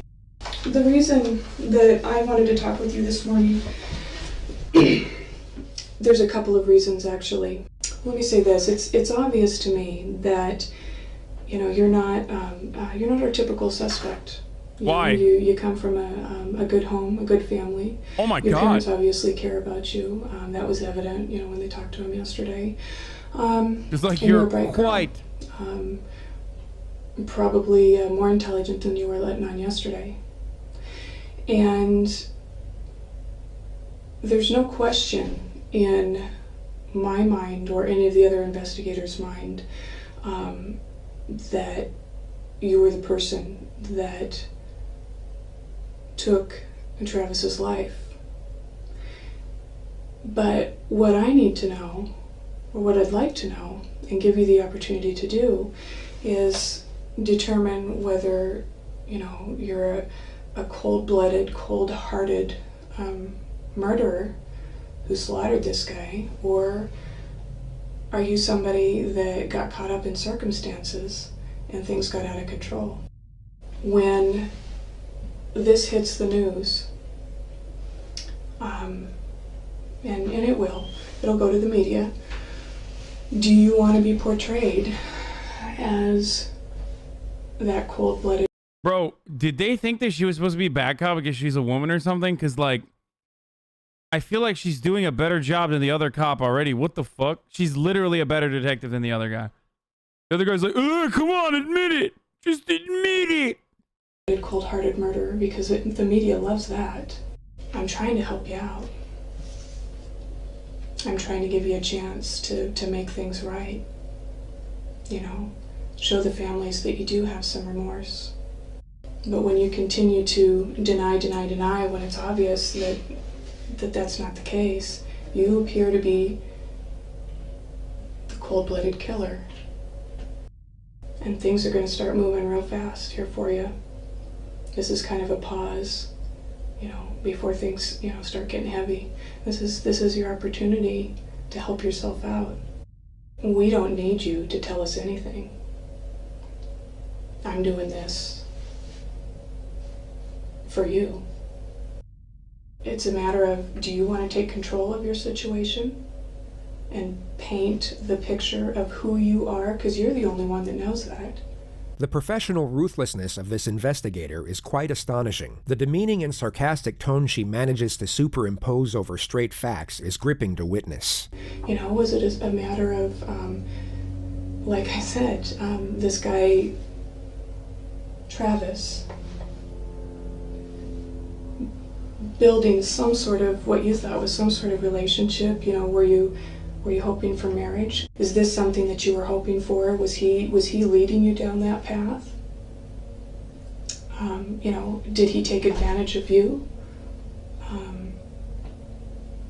Were there promises made that... See, this, I don't know how this is bad cop, but what she's doing is like shifting blame away to potentially the guy in an effort to like gain confidence with her and like try to get her to fucking, you know, create a false narrative that like in her mind absolves her of the murder just so she can fucking admit to the murder and then boom, roasted.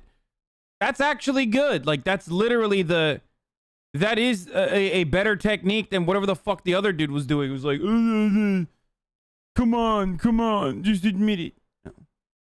I'm backseating so hard, dude. Trust in some way? I don't know. Only you know that. This is not going to go away anytime soon for you, Jodi. You know, you're a young woman, just starting your life. You had a lot going for you. You should be fighting for yourself right now. And you let this eat at you. And it's going to destroy you. Yeah, isn't it ego up technique or whatever the fuck that we learned all the techniques from the Chris one. Jodi manages to veer off on trivial aspects of her and Travis's relationship that paint her in a positive light. Officer Blaney makes it very clear that she has far less patience than Officer Flores. With what appears to be a very sympathetic tone, she will snap the suspect's focus back to the element of the murder. As much as I love Travis, I just have always, there's something inside that says he's not the guy you're going to marry. So then what was it? What was it that led up to all of this? I mean, there's got to be something. So I honestly don't believe that, you know, that you're cold-hearted and you would just go and just, you know, kill somebody on a whim.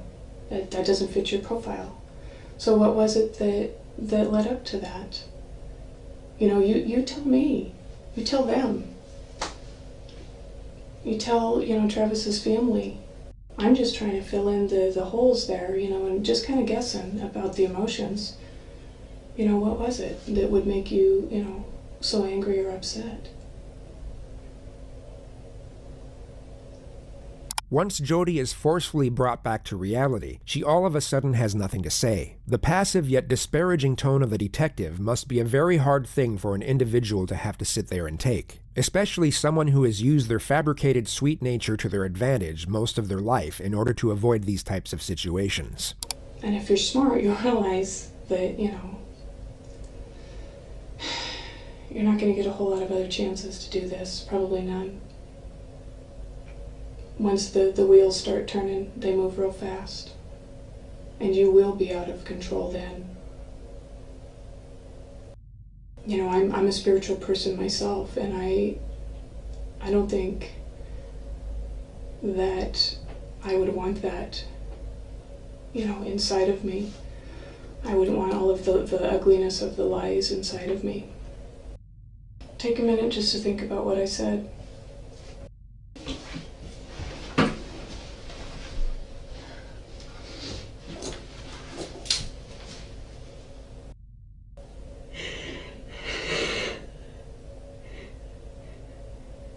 Jodi is clearly exhausted and terrified. She, at this moment, was being observed by both Detective Blaney and Detective Flores in another room, and they even contemplated having Detective Flores enter at this moment. They ultimately decided against it, however, and Detective Blaney re-enters the room to maximize this state of dejection. Holy the shit. pressure will now be increased to a considerable degree. Maybe I did have a wrong picture of you. You know, all of this time that you and I have been talking, and I got information from your other interview, you are talking about insignificant things at this point. You're talking about money, you're talking about material things, you're talking about everything but... I'm just talking you're about talking things about that just affect the people I care about. You're talking about everything but how bad you feel about Travis. You only respond to my questions. If I murdered specifically Travis, about I would be Travis. very remorseful.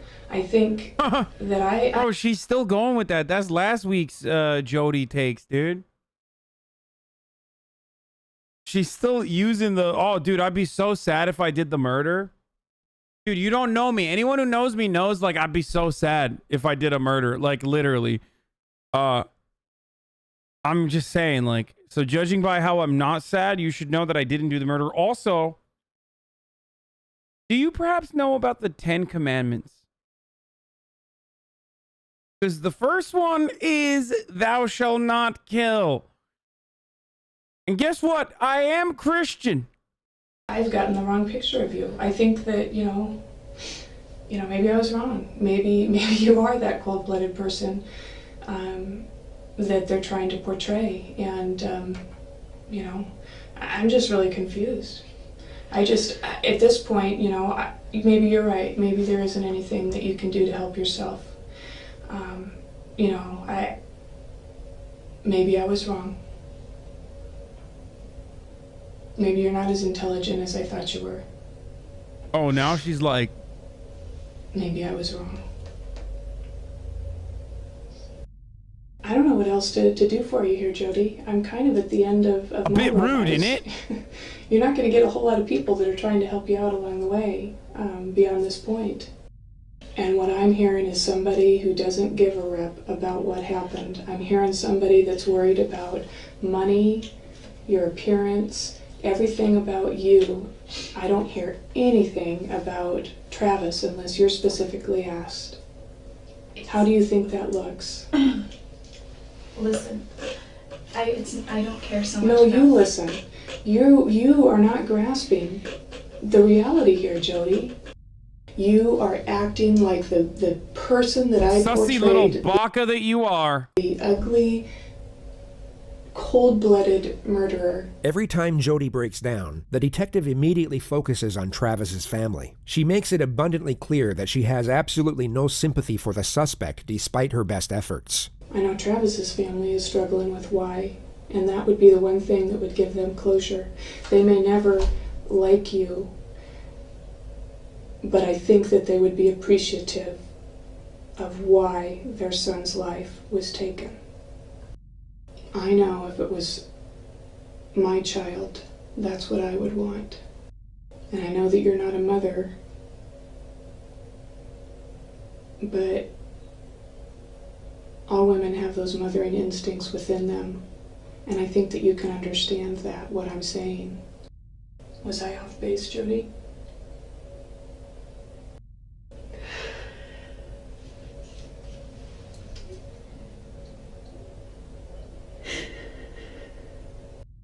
Could you be clear just so I could hear?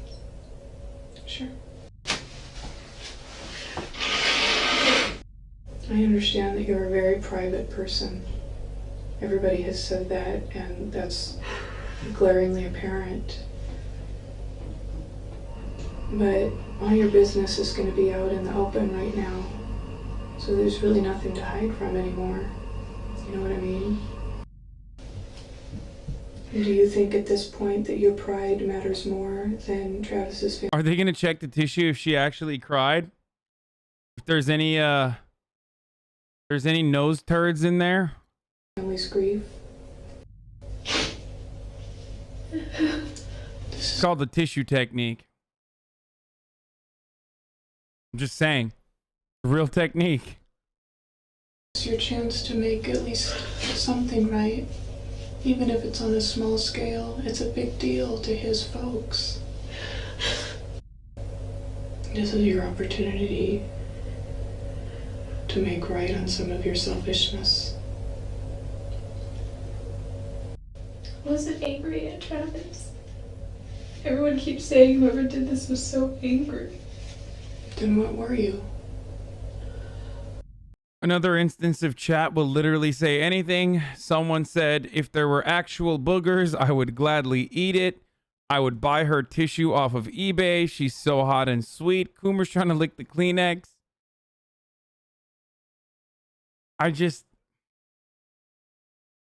We've matched your boogers to the boogers of the crime scene. Oh, Jesus Christ. Chat, I ran the top of the hour ad already. Why do you guys... Oh my God, you're like fucking abused. Like, every time I pause the video, there's like at least 4 to 5 motherfuckers who are like, dude, he's gonna run the ad now. Like, no, I ran it already, dude. It happened. Just admit that you love your chat? Of course I do. Why the fuck would I spend this much goddamn time here if I didn't? And I know motherfuckers are gonna be like, money. Yeah, you think I need to do this for 8 hours to make money, dude? No, I would be fine doing it for like 4 hours every fucking 3 days.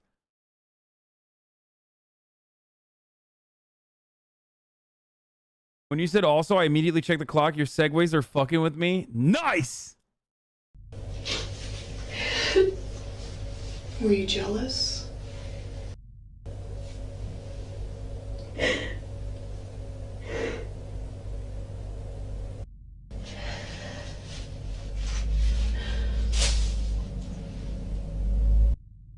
Was he expecting you to come over that day?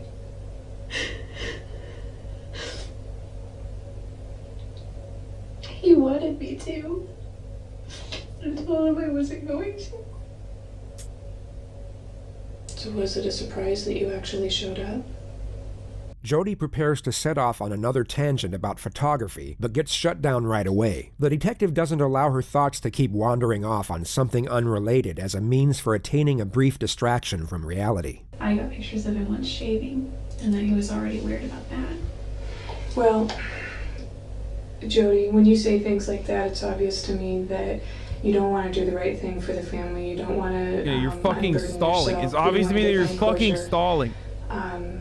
And you're jerking my chain. And I don't appreciate my chain being jerked. I'm tired of playing games. I'm tired of skirting around it.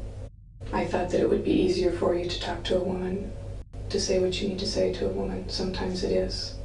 But unless you're willing to give me something, then I can't do anything for you. After today, things are going to go so fast for you. You're going to be totally out of control of the situation. The wheels of justice will start turning. I understand that you're afraid and that you're horrified about that person within you that could do something like that. But it happened and it's a done deal and you did. At least you can do is tell the family how it happened so they can understand why. I mean, do you think you're going to get this opportunity again to sit down and just have a free-form discussion? There's not going to be any situation or place that's going to make it any easier for you. This is as good as it gets for you right now. Would you rather talk to him? If you do, you know, that's fine, and I'm sure that he'd be willing to talk with you again. Or would you rather continue talking with me? It's up to you. I don't really have a preference, I guess. I don't know what it is that's going on inside your head right now. I don't know whether you're weighing the odds, you know, trying to figure out how you can save your own skin here. Don't you think... You know what she's rambling so much that you know what blows my fucking mind? Why didn't she call a lawyer? Like, I literally forgot that she had the opportunity to fucking call a lawyer.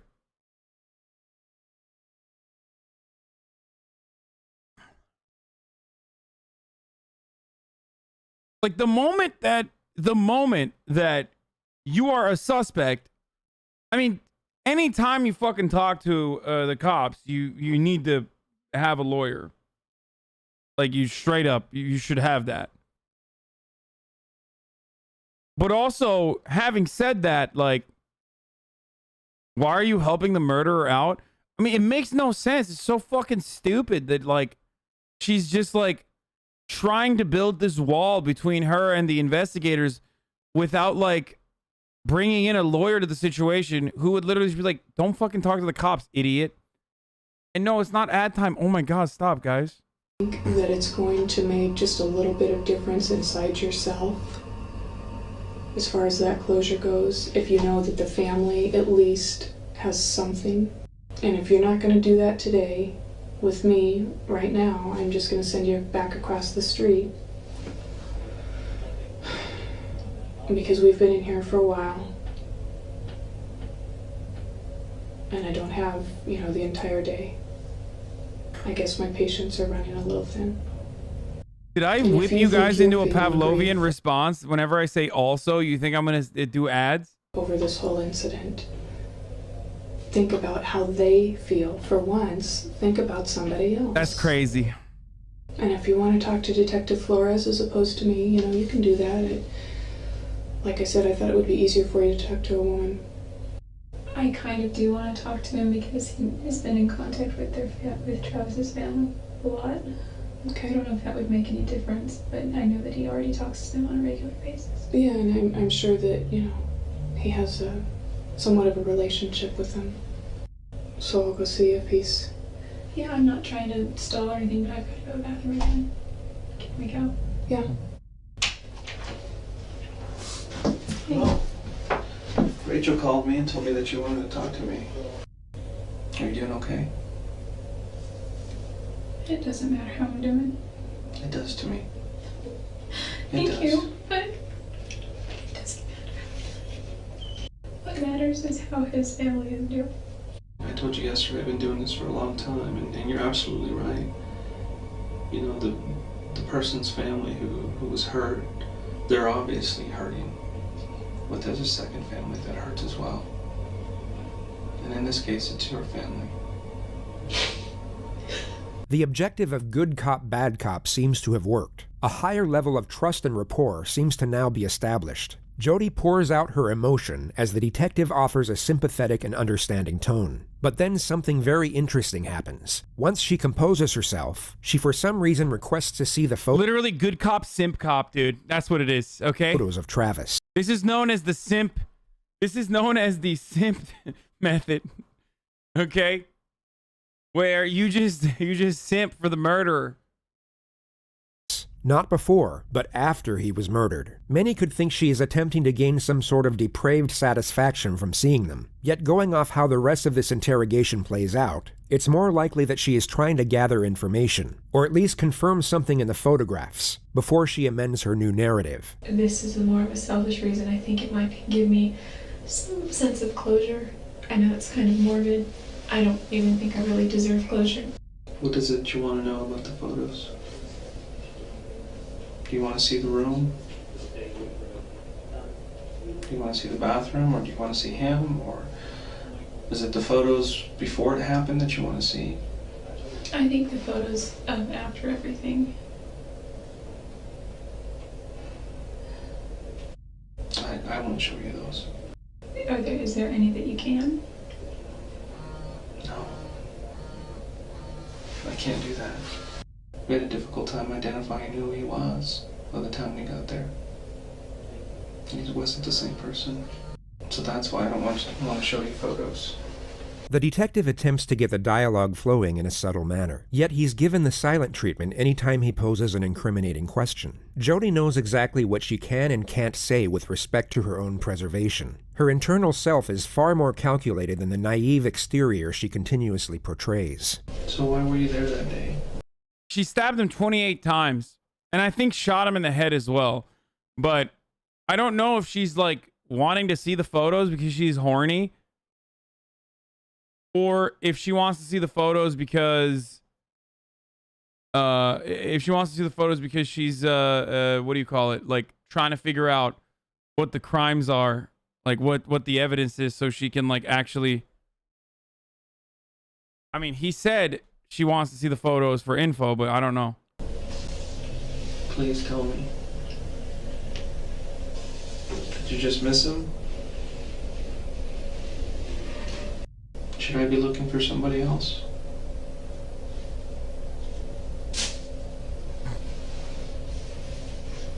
Was there anybody else with you besides you and Travis? Are you protecting somebody else? The detective allows for extended periods of silence. Only Jodi will know for sure what she was thinking, yet one could safely assume she is desperately constructing her new narrative during these moments. Trying to just figure it out. Just trying to think. What happened to me today and from here on out, if I just told you every single detail that I know, and I gave you a confession? Nothing else changes. It just speeds up the process.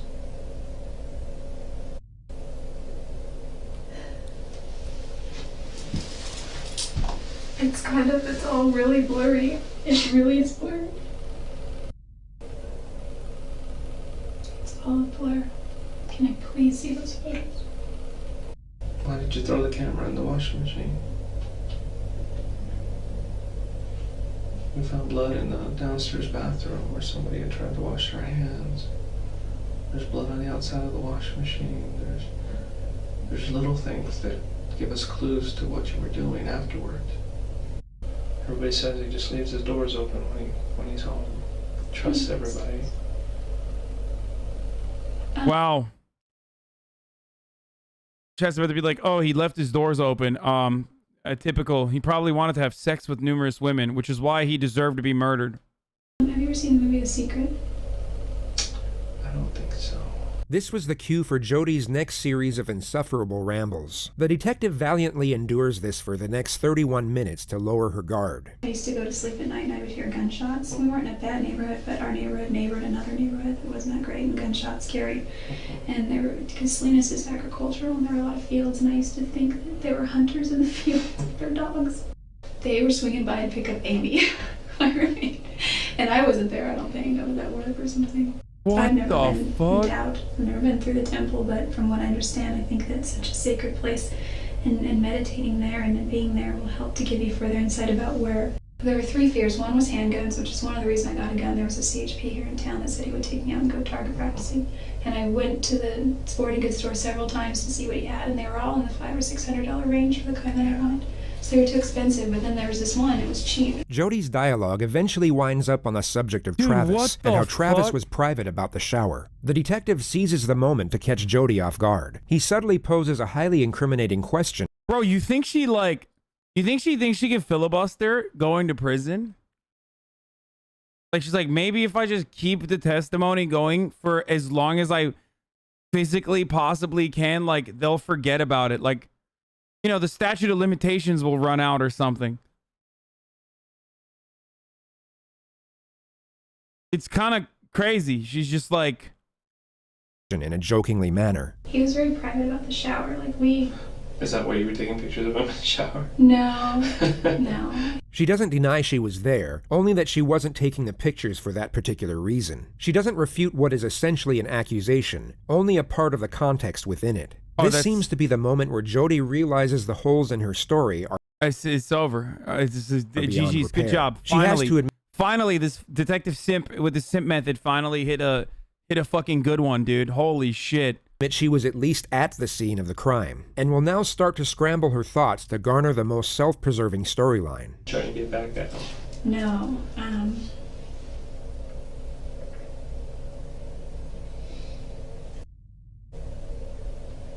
Oh! Oh, she's locked. She literally realized it. Oh, no. No longer is it Pepela.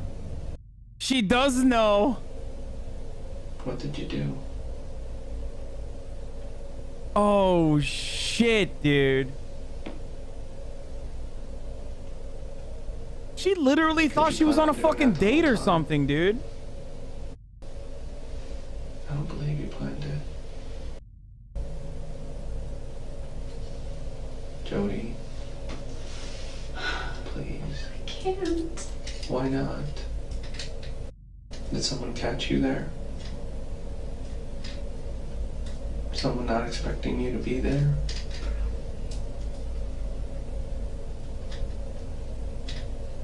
They would have seen my car. Then who was it?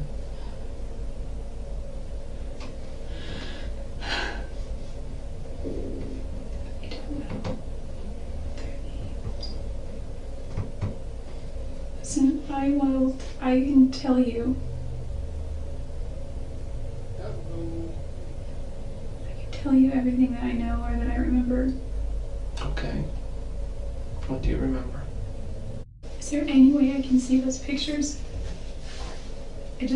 No, not right now. Can I see them soon? I will. No. You need to start letting me know what happened. Okay. You're telling me that some other people were there. He was kneeling down in the shower. What? I don't remember him. If this is his shower and the sink is over here, I was like right here taking pictures. And I don't really know what happened after that. Exactly. Except I think he was shot. Where were you?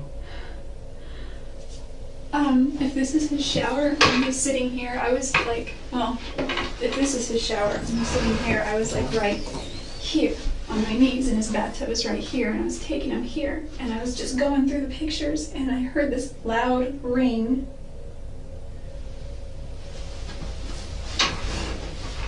And Okay, that's a she's doing bisexual sitting right there. That's the bi sitting technique, okay? See, I know. I don't really remember except Travis was screaming. I think I got knocked out, but I don't think I was that long. And there were two people there, and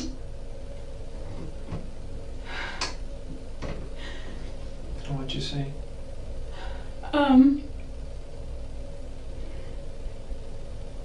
I remember putting my hand on his back because he was on all four of his knees. He was like on his knees like this, doing something like this or something like, I don't know. What the fuck? And I was like, are you okay? What's going on? What's going on? He's like, go get help, go get help. And I said, okay. And I turned around, there were two people there. One was a guy and one was a girl. What? I couldn't tell that at first, but I could just see one was a girl, and I assume the other was a guy because they're build. Bro, she is... Why did she... This is a throw. Like, this is straight throw. And I assume the reason why she threw this way is because she got caught in an accidental self-report where she was like, yeah, I'm there. You know, I was there. So, you know, it's done after that one. And then their voices. Travis was screaming the whole time.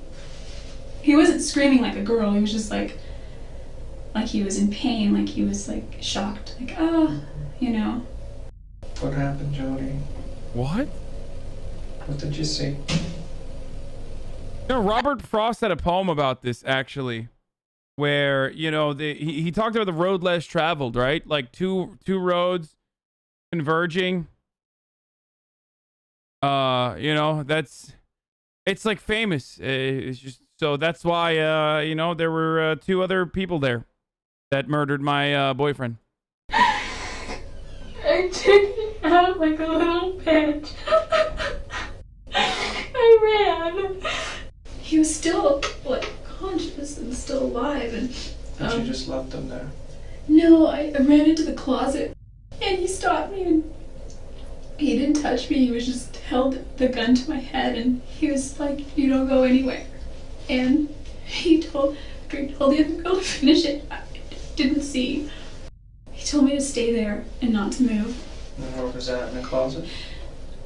No, it was, She describes that the male stopped her from leaving, and then goes into detail about how her phone wasn't charged and how she forgot her phone charger. She then describes how she valiantly tried to save Travis from the female attacker. She was over him, and I just rushed her and I pushed her. In the next moment, she will state that the assailant comes back when she never went anywhere to begin with. Is it just me, or do you guys also kind of feel like impressed by how much these people can fucking lie on the spot? Because, like, in a situation like this, obviously I wouldn't do a fucking murder. But, like, if I was in a situation where, like, I had to lie my way out of it, there is no shot. Like, there is, like, no fucking shot I could lie, let alone continuously lie over the course of, like, 2 interrogation sessions, non-fucking stop for, like, 6 hours without stopping. I'd just be like, dude, fuck it. Just put me in jail, dude. That was me. It was me. I did it. Like, there's no shot. You know what I mean? I'd just be like, yeah, there was a guy there. Just kidding. It was, fuck, it's me. I did it. Fucking just, come on. We know, we saw how you play Among Us. Shut up. I was so good at Among Us, dude. Fucking, I was such a sussy baka. Fuck you, dude.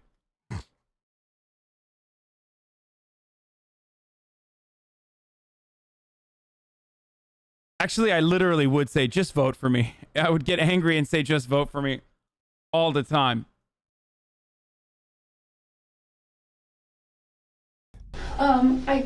I got Travis, and he wasn't, like, standing up, really. He wasn't really doing much, and I was trying to get him, and she came back. I got him kind of far, like right here. She came back. He was starting to just get weaker and weaker. The irony of, like, you know, coming up with an elaborate lie like this is that I don't know if she doesn't understand this or not, but, like, you need evidence for this, and they already meticulously went over the crime scene. There's, like, none of that shit is gonna match. And this guy came back in, and she said that they needed to do me too, because it was there, and he's like, no, that's not why we're here. From what you're telling me, she was the aggressive one and he was the more passive. Yeah, I mean, there was definitely aggression as far as, I mean, I don't know what you define aggression by, but, like, there was definitely a sternness. So it seemed like they knew him. She's such an idiot, dude. She's never gonna recall this. Seemed to know them. I mean, he was a little out of it. Plus, they had masks on anyway. But he didn't express any kind of recognition. I couldn't talk. The detective takes her back to the moment she tried to save Travis from the female attacker. So I wasn't sure. I just knew I had to hold on to her hands because she had a knife. What hand did she have it in? She had it in this hand, but, well, her right, I guess. So. Right. I think part of the reason why the cop is not, like, losing his mind at this point is because he's like, finally, there's some content. You know what I mean? She's like, finally, she's not talking about the fucking secret anymore. At least, like, these are clearly lies, but at least they're lies that pertain to the fucking murder. You know what I mean? I just said, come on, come on. You know, he was naked, but I didn't care. Just come on. And he's not like, I guilty, can't. just quirky. Come on. He's like, I can't feel my legs. Jodi had obviously seen a lot of bad movies. Bear in mind, this conversation she had with Travis was supposedly happening as she was simultaneously fighting off a knife-wielding attacker. She glosses over the struggle, and she somehow ends up outside the bathroom. The two assailants are now inside the bathroom, arguing with each other about Jodi's fate. She hasn't stated whether Travis is alive or dead at this point. It wasn't like super yelling. It was kind of like hushed but intense. Like, you need to da-da-da. Shut up. It's not over here. things like that. The male assailant then takes Jodi's registration out of her wallet and looks at her address. He said, if you ever say anything about this, he said they'll do to my family the same way, and me. He didn't care so much about me at that point. He said, you need to leave, and don't you call anybody, and don't say anything. He's all, I'm giving you one chance. And she said she's gonna rat us off, she's gonna say something, and he was like, shut up. He's like, you get one chance. Jodi then leaves in her car. She of course doesn't mention the fact that she then left Travis a voicemail to give herself an alibi for not being there. I was really scared. I was really... Dude, you're so stupid, dude. I don't believe you. Motherfucker waited 5 hours, dude. Oh my God. Oh. Oh, Jesus Christ. I don't believe you. I came in here hoping that you would tell me the truth. And this is not the truth, Jodi. This is all I know. Does not make any sense. Thank you, Blue Pfeiffer, for the 12 months. I feel that I could have done more. I feel that I should have gotten help. I feel that I should have been stronger. You feel responsible because you did this. I did not Jodi, kill you Travis. did. You did. And there's nothing you can say that'll change my mind at this point. This is an elaborate story which does not make any sense. I've done this for a long time. And this is the most far-fetched story I've ever heard. And it's not going to help you. Is that how you want to leave this? I just don't want my family to get hurt. There is a reason why you did this, and you just refused to tell me why. Maybe because you are cold and calculated. There's no reason somebody else would come in and do this to him. There's no motive whatsoever. We haven't found any. What is my... You've only been a sub for 9 months, bitch.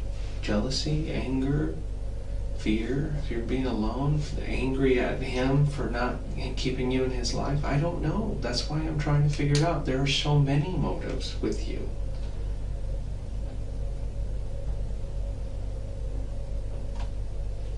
Too many. Jodi continues to give random details about the fictional assailants for a further 8 minutes without being asked. The detective then ends the interrogation. One was male, one was female. They were taller than me. Not by a whole lot. Like, what is she thinking here? Like, what the fuck?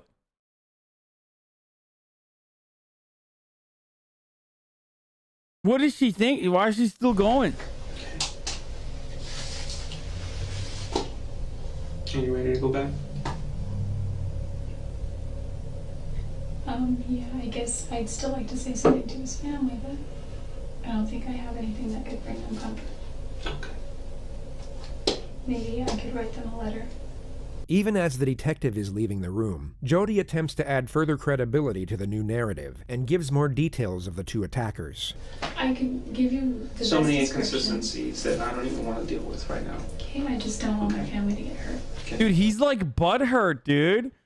This is called the simping ain't easy, but it's necessary technique. Okay? He literally is pulling like a, I don't even want to talk to you right now. I thought we had something. Like, she broke him, dude. Who's doing the interviewing now?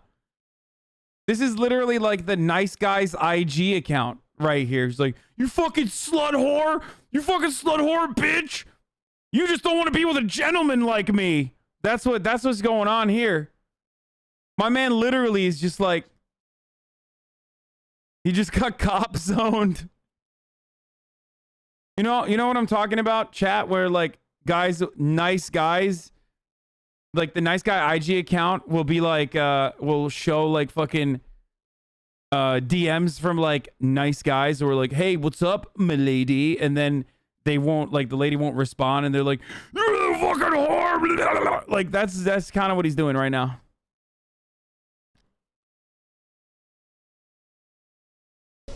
They won't get hurt. Nice guys of Instagram, I think, maybe. That's what you're doing. Okay?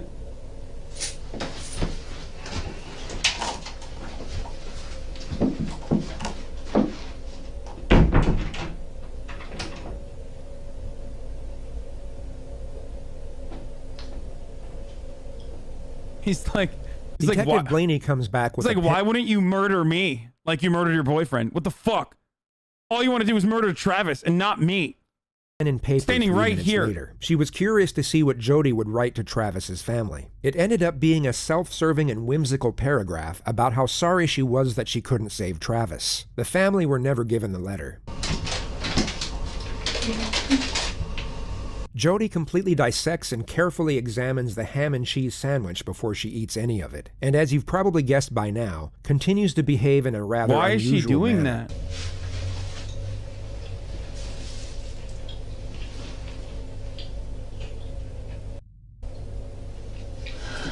Thank you. The Asian sensation with the 5 gifted subs.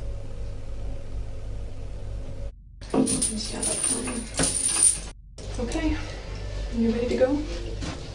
Wait, is that bisexual behavior, chat? I think so. I guess Classic, that's really dude. all I needed. Sorry. Don't roll the tape yet. Why was he a good traveling companion? Oh, he was a great traveling companion for many reasons. Traveling with Travis was kind of like traveling with your own personal comedian or serenader. Jodi not only stuck with her story about the assassination squad, she doubled down and agreed to every media request that came her way. She also stuck with the soft-spoken, sweet-natured, Jesus-loving character that wouldn't hurt spiders, let alone human beings. But she once again fails to realize this fake disposition doesn't match the situation. I mean, chat was fucking literally simping for her when she was pixelated. Okay? So, of course, now that she has makeup on and it's like, you know, HLN, Nancy Grace, high definition, chat's literally gonna be like, she's innocent, and anyone who fucking says she's not is a liar, and I will fight them. God damn it, dude. You Coomers, like, you really do deserve prison time or something. Y'all are fucking crazy, dude. I'm looking at the time codes. Hold on. I keep trying to look at the time codes as they're coming up. If you were sitting in a squalid jail, wrongfully accused of murder, and as a result facing life in prison or even the death penalty, you wouldn't be acting like this. She's trying to come across as the innocent girl next door, but she just looks like a terrifying lunatic. To know that he was stabbed some 27 times and shot once in the left cheek, who could have done this to him?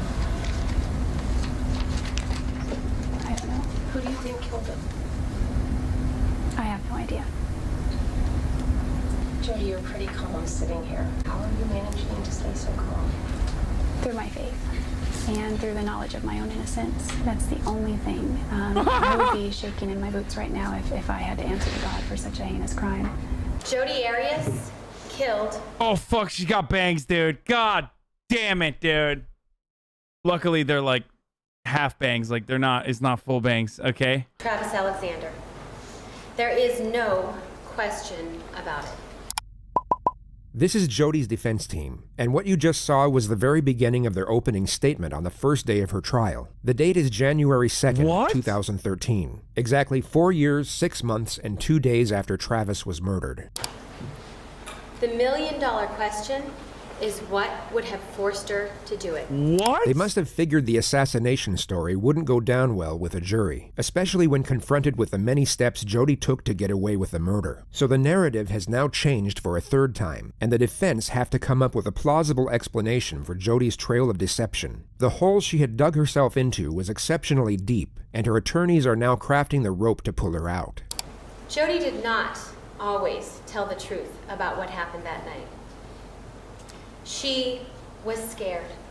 Scared about what had happened and scared about what she had done. She had absolutely no experience with police interrogation before. You don't say. And so when they talked to her, she wasn't always truthful.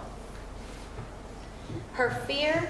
Dude, sometimes, dude, I like in the 90s, there were a lot of memes about lawyers, right? About how like they're the devil, blah, blah, blah. Like, I feel like it doesn't happen anymore as much. Like, people don't really shit on lawyers as much. It used to be like a very common trope or a meme that like lawyers are horrible people. And I'm remembering why these memes existed. What the fuck is this, bro? The lawyer's literally like, she did it. We're just gonna lie now and act like she did it for something different, dude. That's insanity, okay? Like, actual demon behavior is like knowing full well that your fucking client is guilty of a murder and just making up a new story as you go along just to like get her off. And I know that there's chatters in here who are going to be like, oh, that's what a good lawyer is supposed to do, dude. Like, that's what a good lawyer is supposed to do. And it's like, I don't know. I don't know what to say to that. I don't know what to tell you. I feel like that's not what a lawyer is supposed to do. But what a Twitch streamer is supposed to do is tell you when it's the top of the hour, 10 minutes before it's actually the top of the hour to get you fucking not excited for the ad break.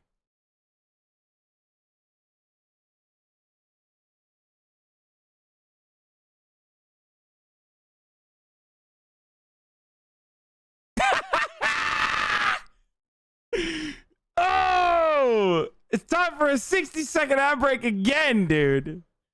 You'd like to no longer see the ads. You know the deal, dude. You subscribe with a Twitch Prime. You use an ad block, VPN. Dude, these segues are actually abuse, dude. Please don't justify murdering me, okay?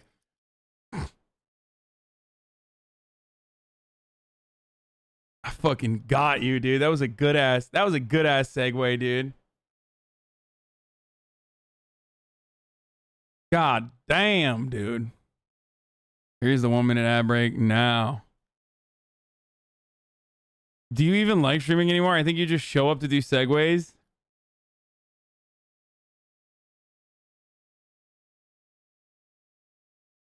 Wait, so how do these demons of lawyers make money? Like just from media coverage? What do you mean? No, they make money from... Wait, they charge her, I think. I think she's from like a decently rich family, no? I literally am on the verge of not watching you anymore. No shot. You've been in here since fucking 10/11/2020. No shot you stop now.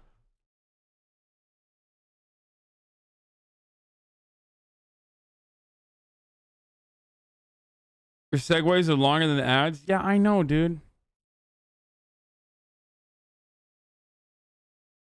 You building up is such a dead giveaway now? That's not true. And her panic about what had happened led her to tell different stories. Throughout this trial, you will learn more about Jodi Arias. Although not everyone in Travis's family were devout Mormons, all of them were close. He in particular had a very strong relationship with his sister Tanisha. And as you can probably tell, a picture can say 1,000 words. Much more about Jodi. You will find that she is an articulate, bright young woman who's a very talented artist and photographer. And so what would have forced her to have to take Travis's life on that awful day? In order to answer that question, we have to go back to the beginning. The bulk of the defense's opening was to paint Jodi as the naive victim and Travis as the... As a result of propaganda in the 90s after massive lobbying for tort reform, you idiot, lawyers were villainized for the sake of protecting capital. God damn, dude, I'm sorry. I didn't know you were a lawyer, dude. In the 90s. Fuck.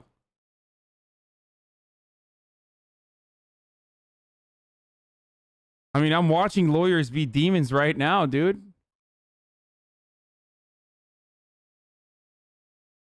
How am I supposed to know that, motherfucker?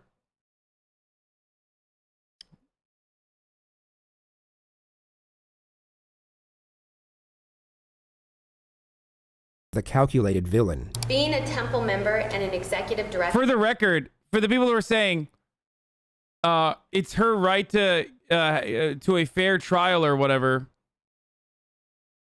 Yeah, but it's still illegal to know that like your client did it and then lie about it. That's why lawyers always tell you like, you know, don't tell me anything. Like they're not supposed to fucking.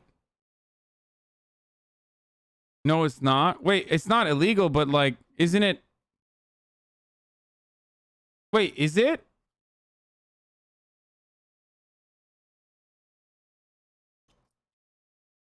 I mean, lawyers can't testify because they have attorney-client privilege, but can't they be asked? Actually, I don't know.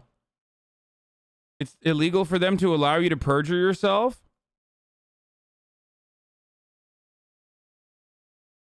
It's actually not because they have attorney-client privilege. The lawyer does have a duty if they know you committed the crime. Wait, hold on. Hold on. I mean, it's definitely immoral as fuck, but... Wait, I don't want to Google this. I feel like this is a self-report. You know what I mean? I'm going to Google, can a lawyer know you committed a crime? Can a lawyer know you did the murder? I'm not Googling that, dude. I'm going to jail if I Google that. It's not illegal. It's unethical and you could face disbarment. Yeah, I thought that there was like...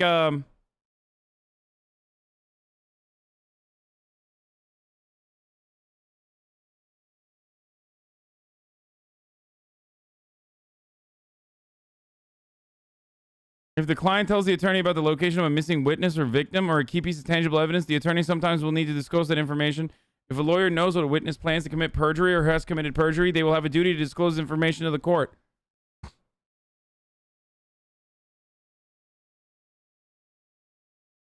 There is an ethical duty to inform the court when they know their client is about to lie. In some circumstances, the court can ask what you discussed with your attorney if you talk to them during a testimony. If you confess your crime to your lawyer cannot argue you did not. That's what I thought. Am I wrong about this? Isn't that literally the reason why lawyers like... Or do they always lie about it?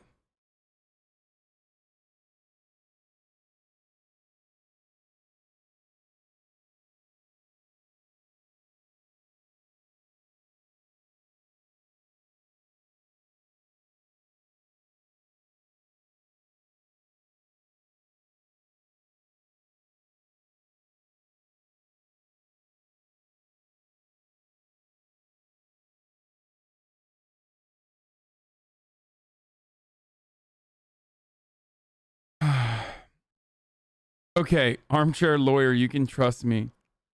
In the course of representing a client, a lawyer shall not knowingly A, make a false statement of material fact or law to a third person, or B, fail to disclose a material fact to a third person when disclosure is necessary to avoid assisting a criminal or fraudulent act by a client, unless disclosure is prohibited by Rule 16. I'm not saying this lawyer is, but like, I thought that you're not supposed to fucking tell your lawyer if you did the murder, because then like the lawyer can't be like, my client didn't do the murder. I'm not saying for this reason.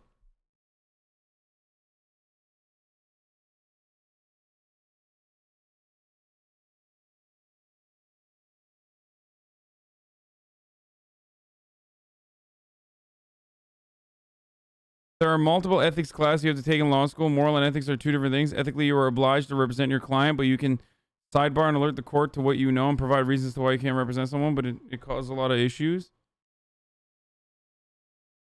A defense lawyer may not lie to the judge or jury by specifically stating that the defendant did not do something the lawyer knows the defendant did do. Even crimes that are obviously done need to be defended in a court of law. Yes, I understand that. What I'm stating is that like a lawyer can't literally lie, right?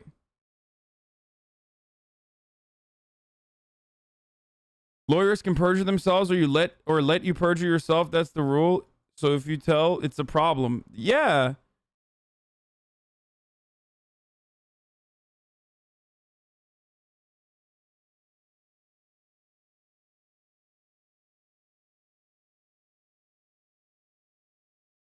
I'm not talking about her situation specifically, chat. I'm not talking about this situation specifically. I'm saying in general, if you have done a crime, like a murder or whatever, you're probably not supposed to tell your lawyer that you literally did the murder, because while it is still technically covered under attorney-client privilege, no,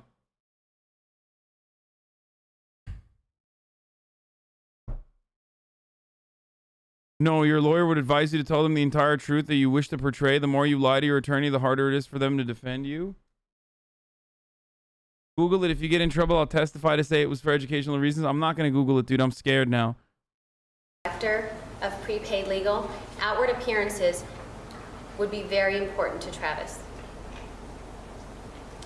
And so while he continued this facade of being a good and virginal Mormon man, he was inwardly dealing with his own sexual issues. And in Jodi, he found somebody who was easily manipulated and controlled. Someone who would provide him with that secretive sexual relationship that he needed. They also mention that Travis was violent with Jodi on several occasions, that he would fly into these sudden rages for almost no reason, and that Jodi was terrified of him. They end their statement with Jodi's latest account of how Travis was killed, which is now a case of justifiable self-defense. The attorney gets to the moment Jodi was taking pictures of Travis in the shower. Jodi accidentally drops Travis's camera. I mean, he seemed to work for Casey Anthony, and she got some dick. Shut the fuck up, chat. And as that camera was falling, that was enough for Travis, because he lunged at Jodi in anger, knocking her to the ground in the bathroom where there was a struggle. Jodi's life was in danger. In just a minute from this picture, oh shit! We go shit! Fuck! Oh, saved. There's actually nothing there. It doesn't even fucking matter. But the next picture, where it's Travis's body, he's clearly injured already in a minute. Now that very brief moment of time, a minute, is not the result of premeditation. In that 1 minute, had Jodi not been forced to defend herself, none of us would be here. In that 1 minute, had Jodi not chosen to defend herself? Okay, 134 to 135. I'm gonna skip the whole minute. This is not a case of whodunit. The person who done it, the person who committed this killing, sits in court today. Bro, I swear to God, I can tell when someone's going to jail just by seeing how charismatic the prosecutor is versus how charismatic the defense attorney is. I swear to fucking God, dude, you can like tell. I mean, obviously, like, you know, evidence is really important too. Like, I mean, they caught her dead to rights in this one, but like remember the fucking Casey Anthony case where like they literally had all of the evidence and she got away? That's because the fucking prosecutor was dog shit in that situation. Also, how the fuck are you gonna say 27 stab wounds and a fucking slitting of a throat is self-defense after getting shot in the face, dude? It's the defendant, Jodi Ann Arias. And the person that she done it to is an individual by the name of Travis Victor Alexander, a former boyfriend of hers, an individual that she was in love with, an individual that was a good man, an individual that was one of the greatest blessings in her life. And this love, well, she rewarded that love for Travis Victor Alexander by sticking a knife in his chest. And you know, he was a good man, according to her. And with regard to being a good man, well, she slit his throat as a reward for being a good man. And in terms of these blessings, well, she knocked the blessings out of him by putting a bullet in his head. She took the knife and began to stab him when he was in that defenseless sitting position. This is very important to take note of. The prosecution just referred to this. the last photograph of Travis alive. Their argument is that Jodi either asked him to sit down or at least waited for him to sit down before she began her attack. She knew Travis had to be in a disadvantaged position before she commenced her assault, and the prosecution's argument is that it was at this moment when Travis received a stab wound to the heart. He would have then began to rapidly lose consciousness from that point forward. He attempted to protect himself and escape, but Dude, he's like naked after the shower. Okay? The only other position where a man feels more vulnerable than like naked right after the shower is if he was wearing a t-shirt with no underwear. Okay? Those are the two. That's the most vulnerable position you can be in, dude. I'm just like literally. If he was wearing a t-shirt with no underwear, that's the most vulnerable. But then the second most vulnerable is when you're naked, laying in bed after a shower. Not good. he was soon overwhelmed by his attacker due to the rapid blood loss. The pool of blood outside his bathroom reinforces the argument that his throat was cut after the stabbings. Jesus and a coroner's Christ. report, which will be revealed in more detail later on, concludes that Travis was in all likelihood shot in the head last. Jodi's version, on the other hand, has to be that Travis was shot first. The reason for this will also be explained later on. And began and stuck the knife in his chest. He struggled. He grabbed the knife. And when he grabbed the knife, of course that resulted in more blood. I pushed the girl who was there, and I was able to get the better of her, and I was about to run out, get out and go get some help. Except that I was then confronted by the guy. This guy started looking through my purse. And lo and behold, in my purse, believe it or not, I happen to have my car registration that shows my address, because that's what I carry around. So they knew, they being this guy, knew exactly where I lived. And he said to me, well, if you tell what happened here, the same thing's going to happen to your family. Bro, this is so dumb. I mean, she's It's a different so... story now. Now, it's not that she wasn't there. Now, it's not that it's two people with whatever variation she may have provided to these national shows. Now, she admits it. It was her. She's the person who actually did this. And even though she says that, she still has a view as to the evidence. And this is exhibit number 248. No jury is going to convict me Why not? because I'm innocent, and you can mark my words on that one. No jury will convict me.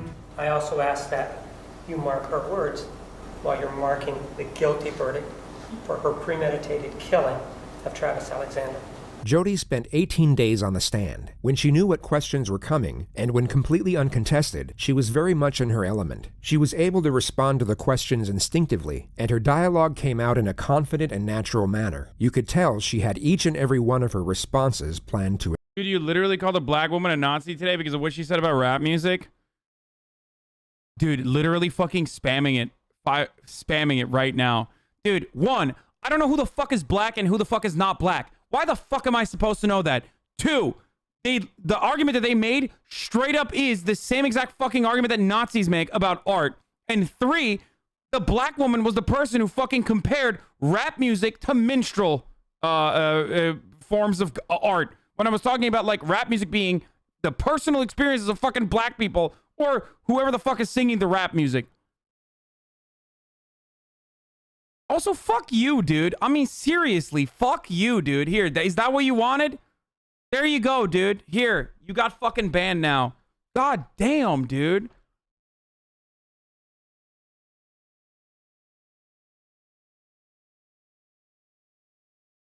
You guys are big defenders, dude. You really did it. You really did it. I'm making the community a less safe space. You're making the community a fucking more safe space by re-bringing this up. Okay? After we have already moved on, moved beyond this.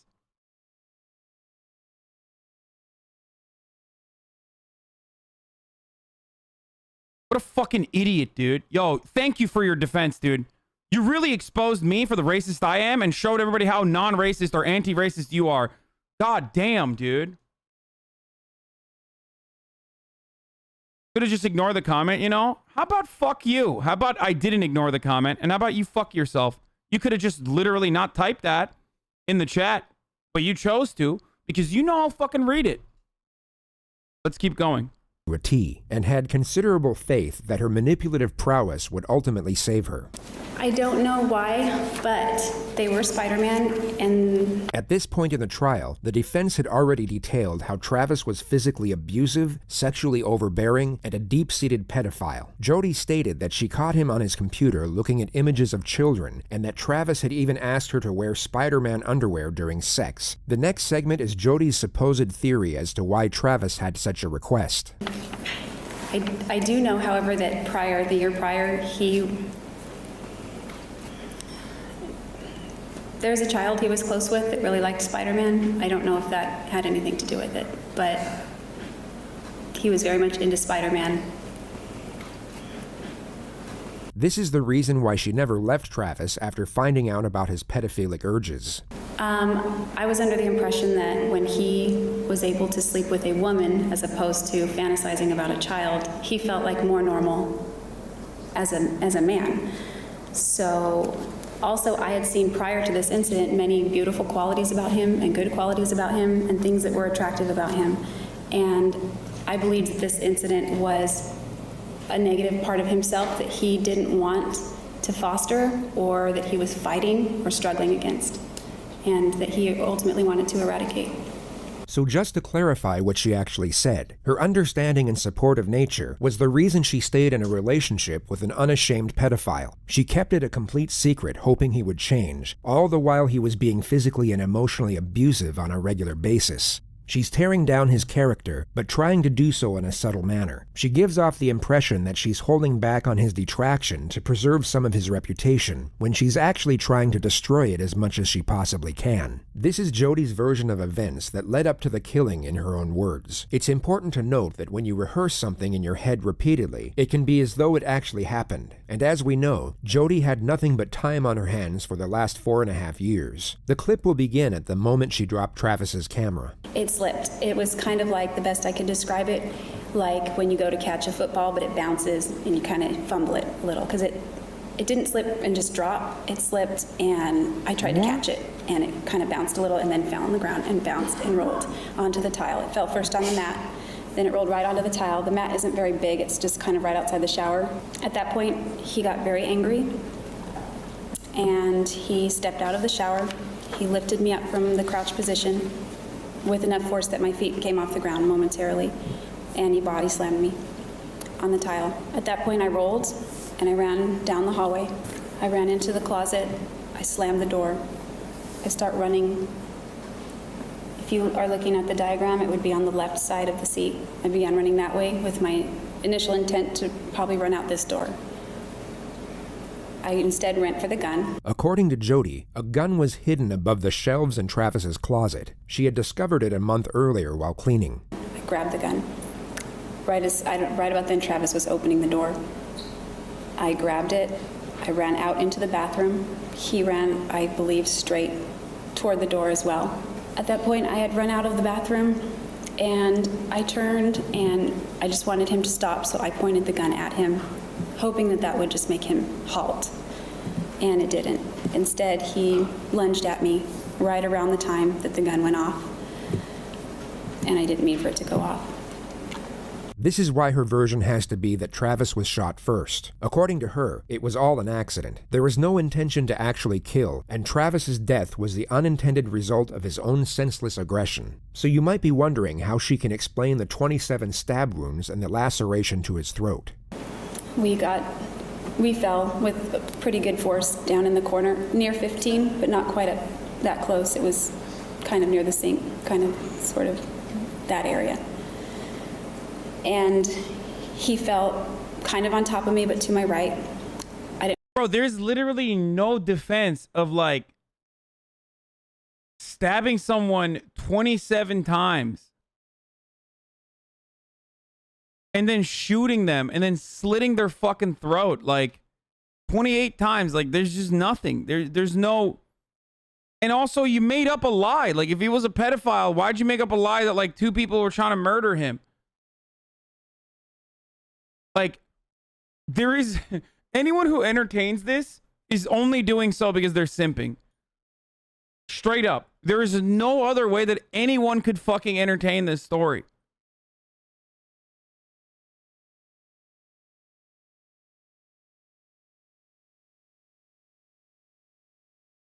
Yes, there is this one, and that doesn't mean it's a good one. I didn't want him to get on top of me. He was grabbing at my clothes. He was trying to get on top of me. I don't know where the gun went at that point. It was not in my hands anymore. Like, seriously, I just can't get over it. Like, okay, so he was a pedophile. Came out of the blue, by the way. What the fuck? But, like, that's still not a defense, okay? There is no, like, oh, he was a pedophile, which is why I murdered him when he wasn't even, like, doing anything in the act. You know what I mean? Like, legally speaking, you can't just be like, oh, well, you know, this person is a pedophile, so that's why I murdered him. Without any evidence whatsoever. But also, like, if he's a pedophile, like, why'd you defend him and act like he was being murdered by someone else? I know she's trying to do the, you know what she's doing? She's doing the white cop defense, okay? This is what cops do when they kill black people. They, like, literally disparage the person, lie about their situation, or if they have a criminal record, they will bring that up over and over again. That's what the media does. That's what she's trying to do here.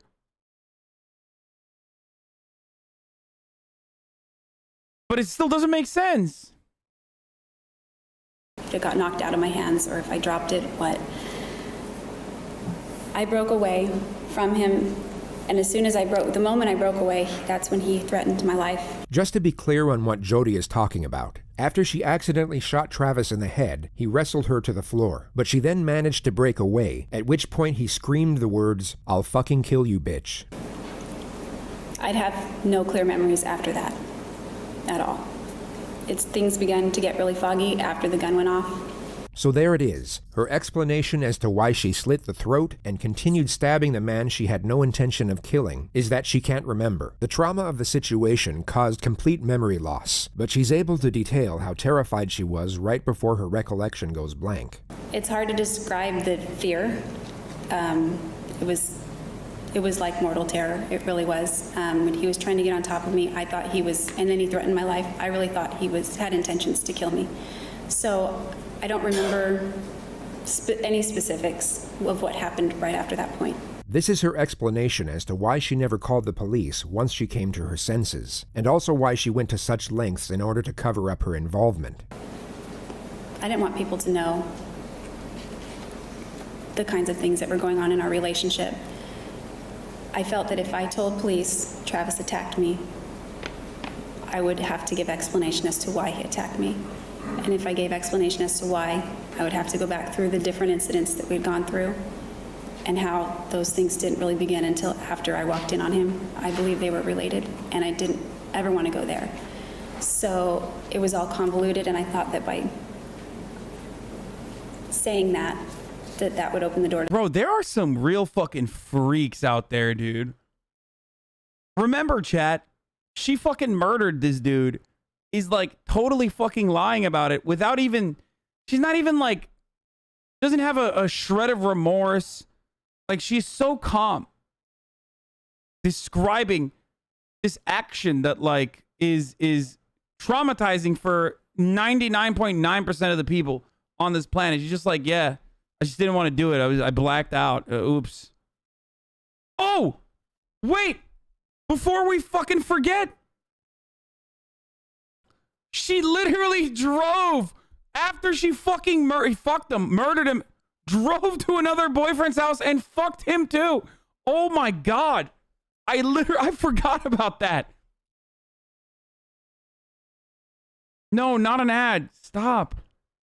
To that. And I didn't want to de-edify him. So just to abbreviate what she said, it was all to protect Travis's reputation. She asserts that she was so upset by the event that she became suicidal, and would detail 4 different occurrences in which she tried, but ultimately failed to kill herself. The first attempt was intended to be by self-inflicted gunshot, and Jodi connects it to the registered gun police found in her bedroom after the arrest. I was going to wait until I left Wairika and got to the Salinas or Monterey area so that it didn't happen right in my family's own backyard, so to speak. And I was leaving for that area the morning I was arrested, actually. Her other attempts supposedly happened when she was in jail. I had written out all... Here is a fucking very interesting fact about Arizona. It's one of 3 states in the country where the jury can ask questions, which is kind of wild when you think about it. And apparently they did. I don't know if they'll show this in the video, but it's kind of wild that like you just have like juries straight up ask questions. All my suicide letters, I sent my note. I sent them all in an envelope to my grandmother's. Do not open until November 10th, 2008. I was hoping to be dead by then. I was like giving myself a little time to get my affairs in order. I had asked for extra long. If you were so traumatized by murdering your, traumatized by murdering this dude, like, why did you literally, the first thing you do is call yourself to, like, establish an alibi that you weren't there? Kind of weird, dude. Laundry so I could stuff it around my body because there was somebody sleeping below me and I didn't want anything to, like, I didn't want anything to get on her. So I stuffed it around my body and got under my blankets with my razor. I never did it, obviously. I'm still here, but I was getting comfortable and I was really pissed at myself because I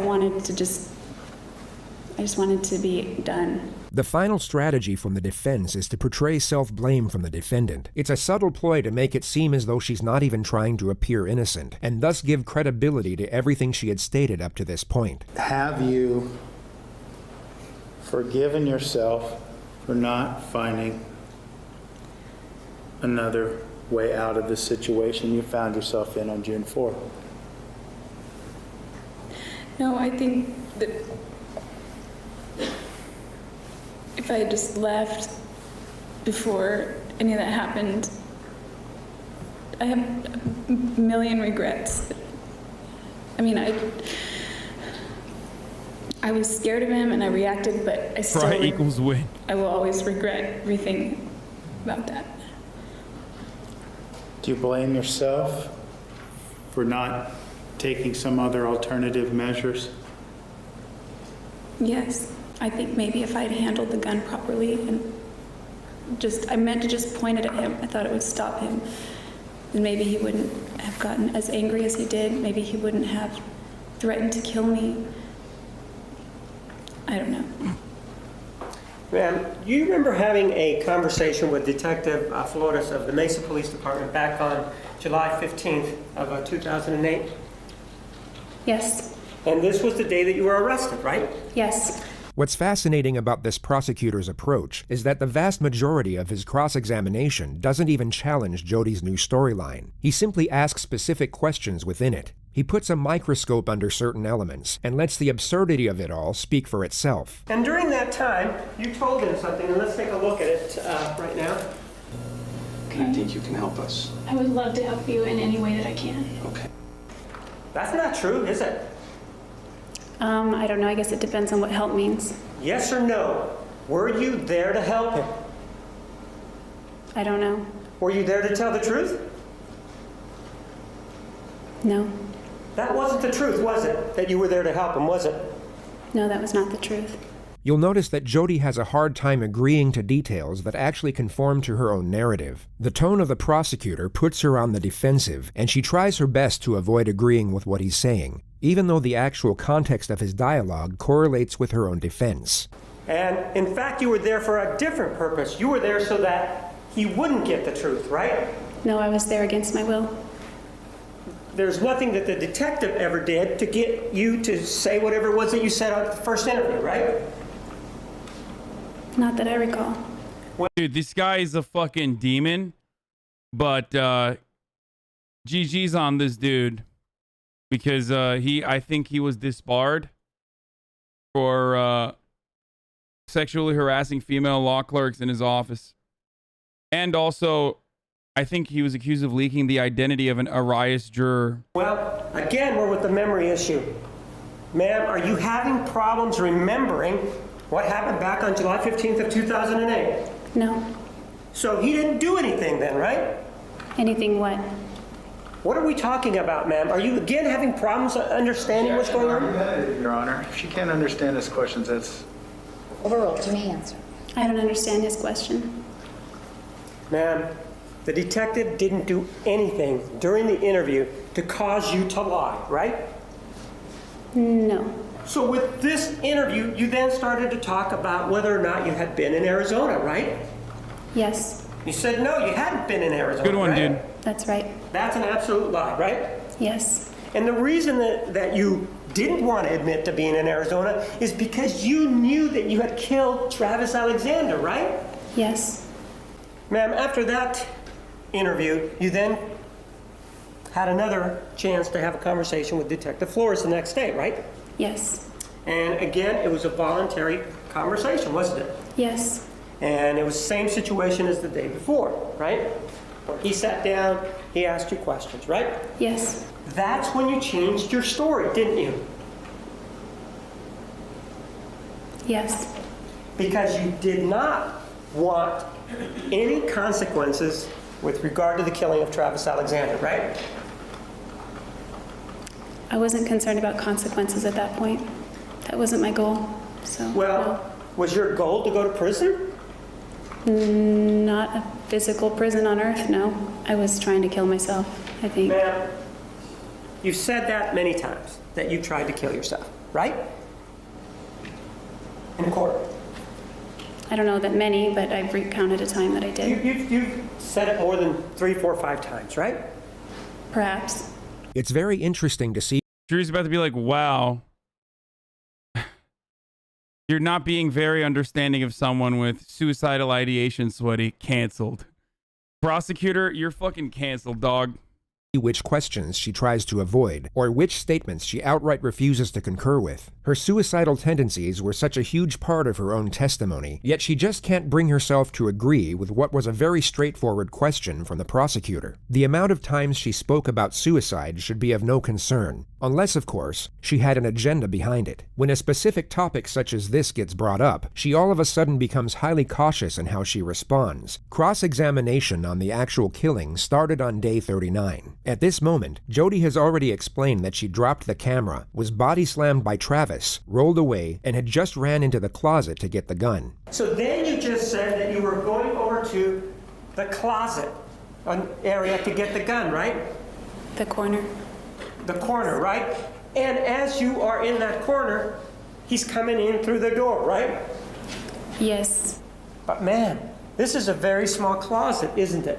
No, it's bigger than the cell that I live in. It's bigger than what? It's bigger than the cell that I live in. It's not a small closet.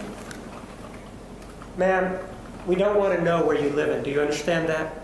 I'm just... Damn, he's like, I mean, he's badgering her a little bit. Like, I feel like this is not actually good because, like, the jury will come across sympathetic to her now.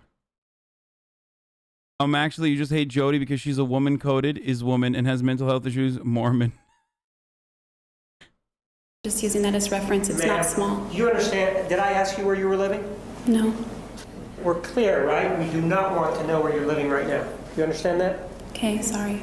You run into the bathroom. Jesus Christ, that scared me. Okay, that's like nothing there. Okay, got it. Don't you? Yes. You're in a hurry, right? Yes. You want to get away, right? I want him to not get close to me. Well, you want to get away. That's what's going on, right?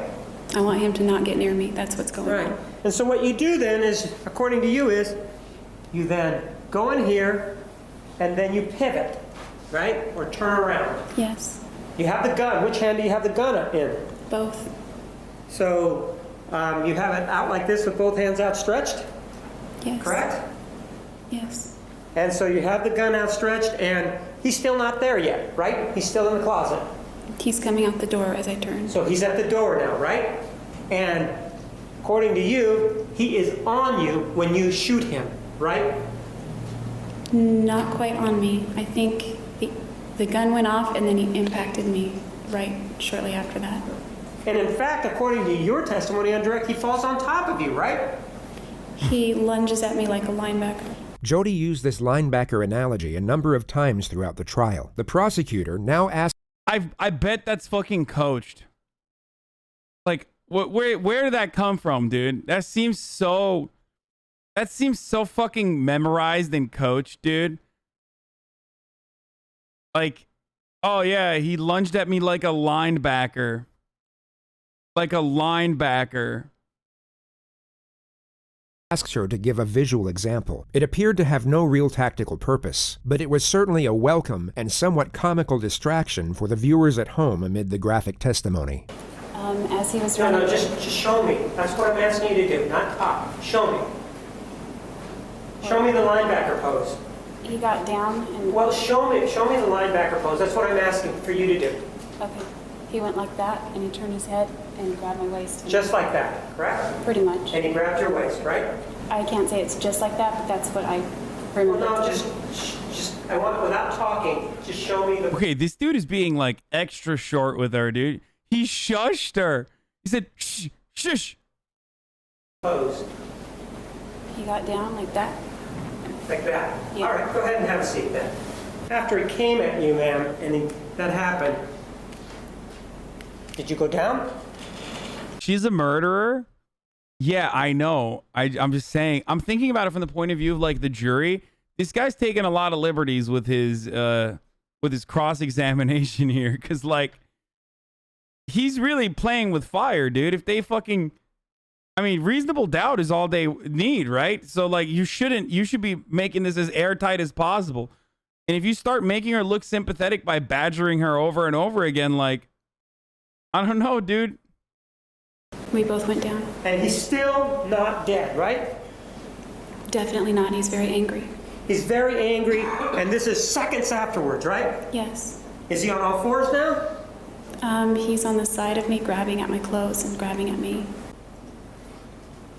What happens then? I break away from him and he screams out, "Fucking kill you, bitch." And then what do you do? I don't really remember. I just remember... I don't remember anything at that point, so I would be speculating. So you don't remember a single solitary thing after that, right? The prosecutor for the next several hours would... The reason why they're not interjecting is because it's probably because of what I just mentioned. Lawyers don't want someone to talk about things not relevant to the question being asked. You don't want their emotion to show and sway the jury. It's better to be seen as a dick than for the jury to sympathize with the answers you want to hear. I mean, probably the reason why they aren't like interjecting with any objections here is because they probably realize like this prosecutor looks like a fucking asshole, and that's their best shot at like potentially getting some sympathy from the jury. Argue the improbability of that being the case. The memory loss caused by trauma would put Jodi's mind in a state of disorganized chaos. Yet her next steps were highly calculated, as we all know. Even going by her own narrative, she knew exactly where to strike Travis with a knife in order to kill him. She also cleaned down the crime scene and deleted the photos from Travis's camera. This argument took over 3 hours to conduct and had to be explained through the scope of mathematics and science. On paper, it was perhaps the most damning part of cross-examination, yet it was so... My brother's here, chat. He just walked in and he asked me what we're doing for dinner, and I told him I'm not having dinner. That's why I said I'm almost done. So complicated that much of the testimony could have been lost with a jury. It was in fact the start of day 44 that had the most impact. It involved the time span between the two photographs taken on Travis's camera by accident. The prosecutor's argument is that Jodi would not have enough time to carry out her version of events. He will first get her to recount all of these events in detail, and as she is doing so, will be oblivious to the prosecutor's closing argument. She will begin digging her own grave without realizing it, and it's important to note that all of what she is about to recount occurred in just 62 seconds. This exhibit 161 is when the... You can't really tell, but still. Camera, according to you, actually hit the ground, right? I don't know if it's hitting the ground as that photo was taken or not. So you don't know how this photograph was taken then, right? It could have been when I was trying to catch it. I don't know. At some point, the camera hits the ground, right? Yes. That's what you told the jury, right? It hits the mat, yes, and rolls to the top. Ma'am, yes or no, didn't you tell the jury that the camera hit the ground near the shower? I know why I am not showing you the video on purpose. There was a fucking situation there that it was questionable, and I did not want to fucking show you. Yes or No, I said it landed on I'm the... fucking throwing up camera tours in the chat.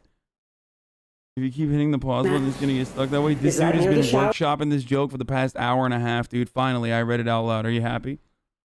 Yes. Is the mat on the floor near the shower? Yes. And the camera hitting the mat, would that be near the shower? Yes. And you then said that Mr. Alexander... Wait, what is this? This clip from the Jodi Arias trial is so fucking crazy. Did he ever ask you to wear an outfit like that? No. Did he ever ask you to... What is that?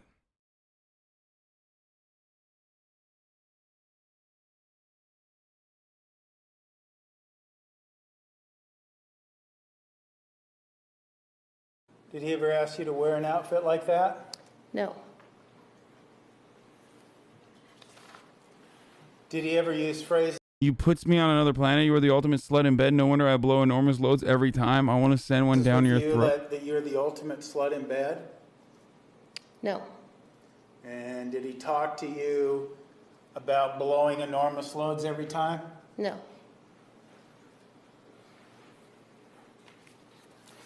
What the fuck? Did he ever ejaculate on your face? No.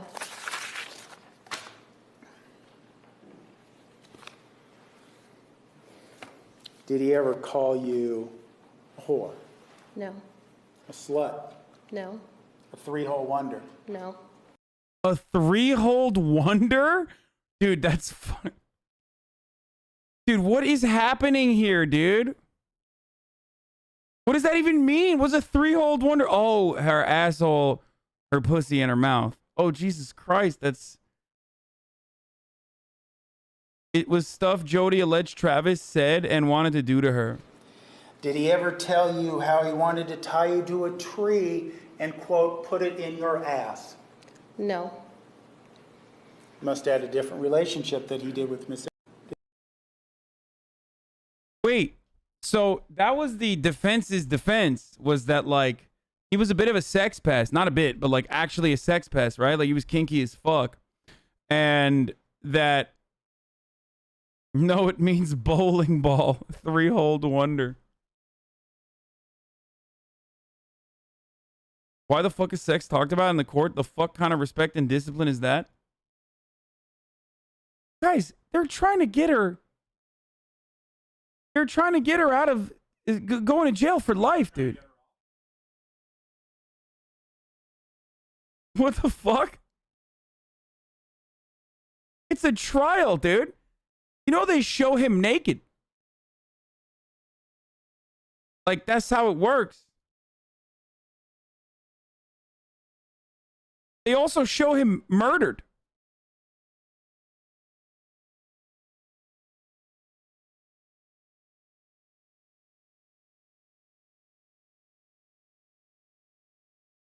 Yeah, what happens if there's a fucking sexual assault case? Like, I'm sorry. I'm going to invoke the we can't talk about sex in this courtroom defense.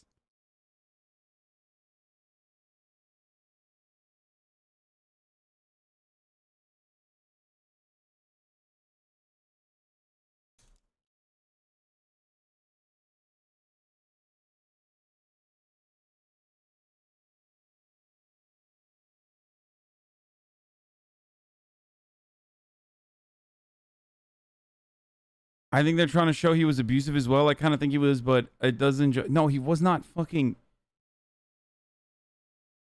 Dude, her testimony, even her testimony about how he was abusive, revolves around like him asking for sexual acts. I think the thing was like that. She said that he would want to do anal and oral only because he's a Mormon. But also, again, a lot of that testimony is like questionable at best. Possibly because, you know, she's a fucking murderer who lied about everything, including, you know, saying that she was a fucking pedophile and shit, or he was a pedophile and shit. So yeah, I think I'm gonna go ahead and not believe the lady who stabbed this dude 28 times and then slit his fucking throat and then shot him.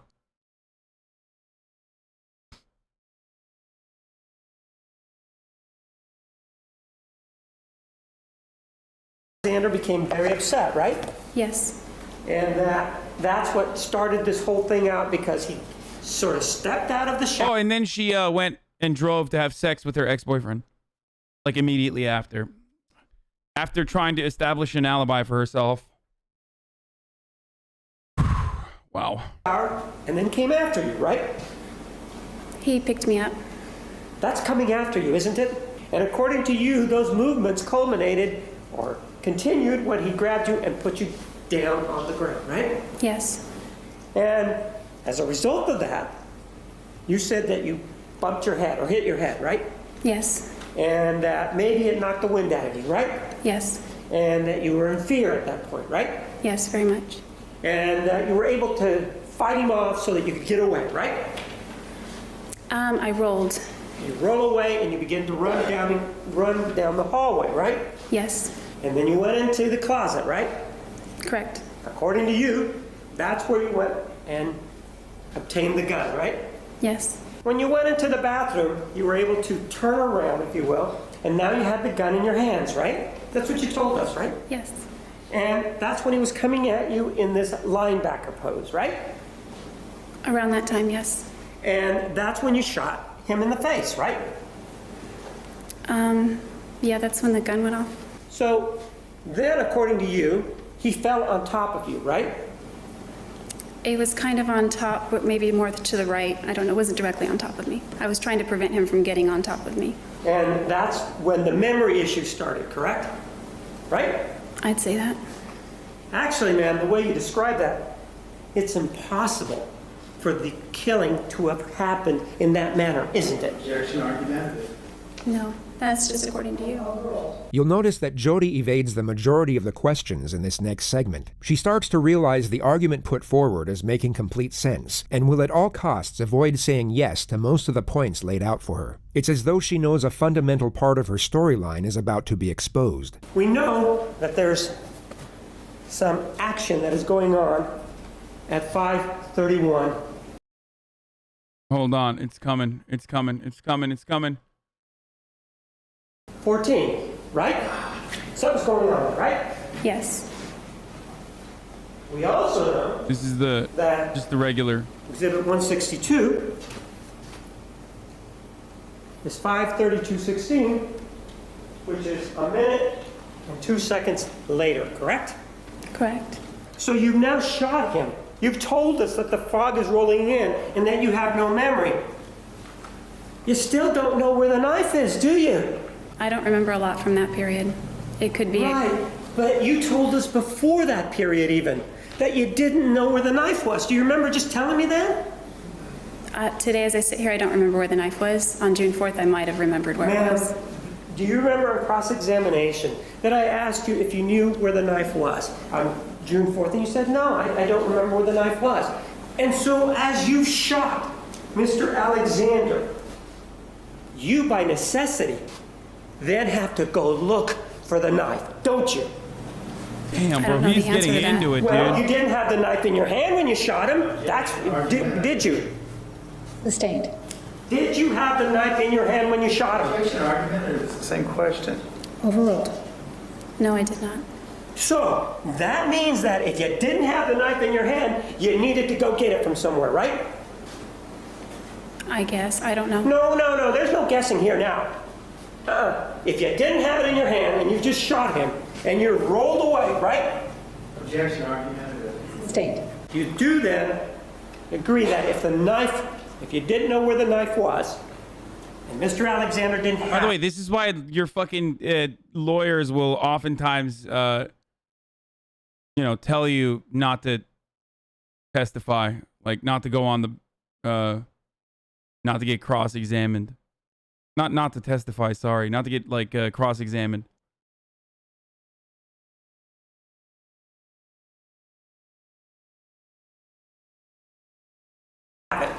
It would take time for you to go find that knife, wouldn't it? Objection, argumentative. Overruled. I don't know. I don't know where the knife was. Right. Since you didn't know where the knife was, it would take time to go find it, irrespective of where it was, wouldn't it? I guess under that theory? Sure, under that theory. It would take time, right? Yeah, I guess. And what you're telling us, under your scenario, is that in 62 seconds, you get body slammed, you do whatever you do, but you get away, you run down the hallway, you go in the closet, you grab a gun, you back up, you shoot Mr. Alexander, he goes down, he's still pawing at you and saying, fucking kill you, bitch. And then, after you're able to get away, you go get the knife, and he ends up at the end of the hallway, all in 62 seconds. That's what you're telling us? No, that's not what I'm saying. And he didn't say fucking kill you, bitch, till I got away. And Pardon? He didn't say fucking kill you, bitch, until after I got away. You said he said it before I broke away, but he said it right as I broke away. She just created a non-argument for the purpose of deflecting from the primary contention. Whether or not Travis said those words before or after she broke away has no bearing whatsoever on the prosecutor's assertion, which he now reiterates. And then you had to go get the knife for everything to occur so that we got here. I don't know all the particulars of what's going on in that picture, so I can't even say if that's true or not. You might be thinking Jodi has an argument here, that perhaps Travis was only shot and not stabbed. This would have given reason for the blood, and contend that Jodi wouldn't have had to go looking for the knife. But the medical examiner found little to no bleeding at the site of the bullet track. The probable reason for this is that Travis was already dead. But there are also medical phenomena that could still prove Jodi's narrative to be true. What she can't prove, however, is that this blood came from the gunshot. You say that he gets shot, right? That's correct. Goes down.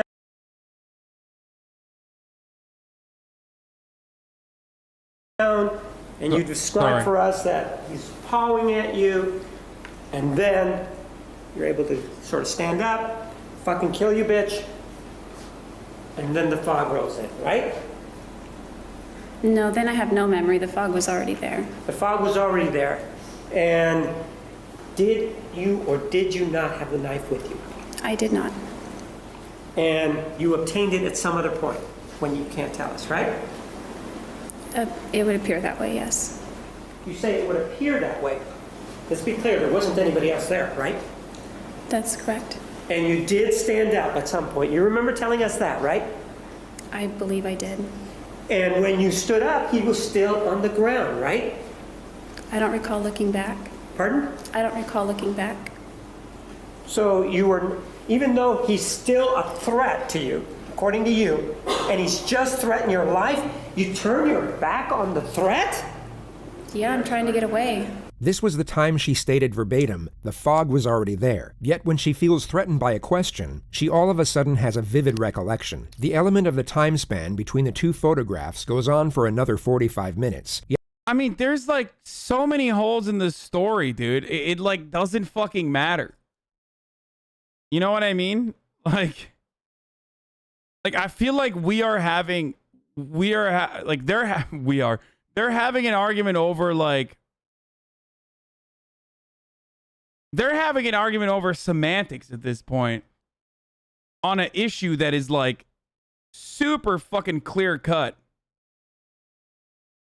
Yet the full context of the argument had already been asserted by this point, and perhaps strengthened by Jodi's defensive posture throughout the entire exchange. When a battered woman is attacked and they're defending their life, they don't know when to stop. Travis Alexander's body was stabbed 27 times. It may be that Jodi Arias didn't know when to stop. This individual, the defendant, Jodi Ann Arias, killed Travis Alexander. And even after stabbing him over and over again, and even after slashing his throat from ear to ear, and then even after taking a gun and shooting him in the face, she will not let him rest in peace. But now, instead of a gun, instead of a knife, she uses lies. This is an individual who is manipulative. This is an individual who will stop at nothing and will continue to be manipulative and will lie at every turn and at every occasion that she has. Everything in this case points to the fact that it did not happen. There are no medical reports, there are no friends, there is no one that can come in and say anything about that. There are no medical records, there is absolutely nothing. There is a direct strike to his neck, which is an indication of somebody who is thinking, this person's not going to live. He may get away from me in the shower. He may get away from me all the way to the sink. And he may stumble his way down that hallway. But you know, I caught him. Dude, what the fuck? Bro. I mean, this is over, dude. This is over, dude. This is fucking GG, no re, bro. Look at this. Like, it's like fucking. Is this the jury or is this actually the family? Oh, it's not the jury. That's the family. Okay, I was gonna say. And now, rather than stabbing him anywhere else, right here.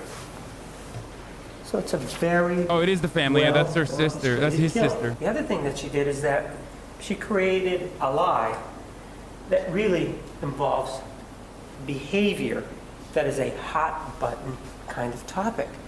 How horrific it is to be accused falsely of being a pedophile. He's not here. He's not here to say, no, that's not true. And so Snake goes to the computer and doesn't find anything there. Oh, no, I changed my mind. It was actually images. First of all, her journal indicates that there wasn't such an event. Second of all, the text messages also indicate the same thing. And what human being, if that is the allegation, if they really are caring, what human being doesn't go to the police and say, or somebody else, this person is a pedophile? What she does, well, it's the new approach. It's the new approach to pedophilia. What does she do? Well, let's jump in the sack. That's what we're going to do. The State of Arizona versus Jodi Ann Arias, verdict, count 1. We, the jury, duly impaneled and sworn, in the above entitled action, upon our oaths, do find the defendant as to count 1, first-degree murder, guilty. 5 jurors find premeditated, 0 find felony murder, 7 find both premeditated and felony. Just a couple of minutes ago, you heard the verdict from the jury. What are your thoughts? I think I just went blank. Bro, what is this? Like they're fucking interviewing her like she's like she missed a tackle or something. You know what I mean? It's like a post-game interview. What do you have to say? Many people are saying that the Lakers were better off without you. What do you have to say to those haters?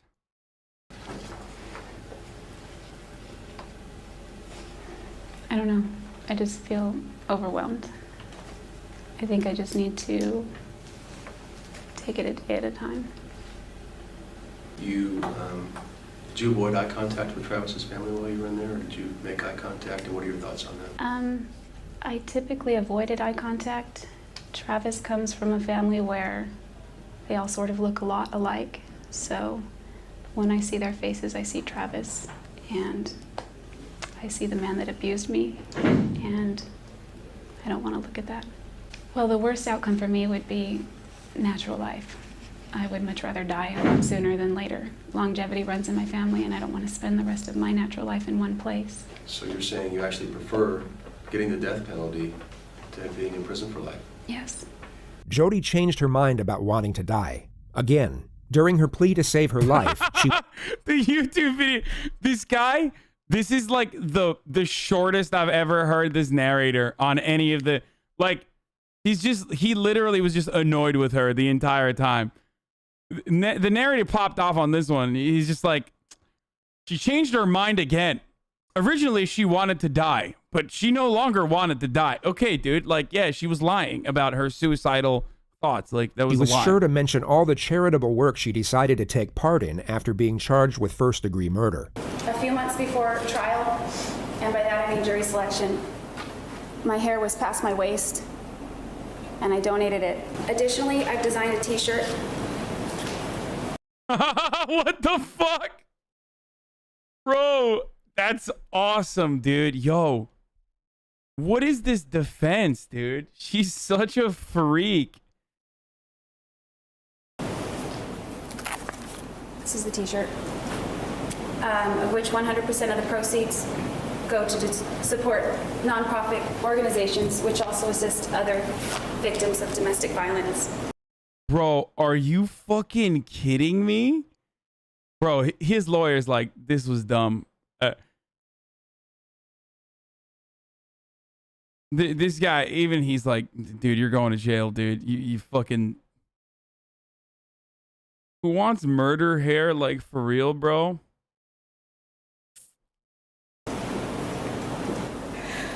We can never get him back.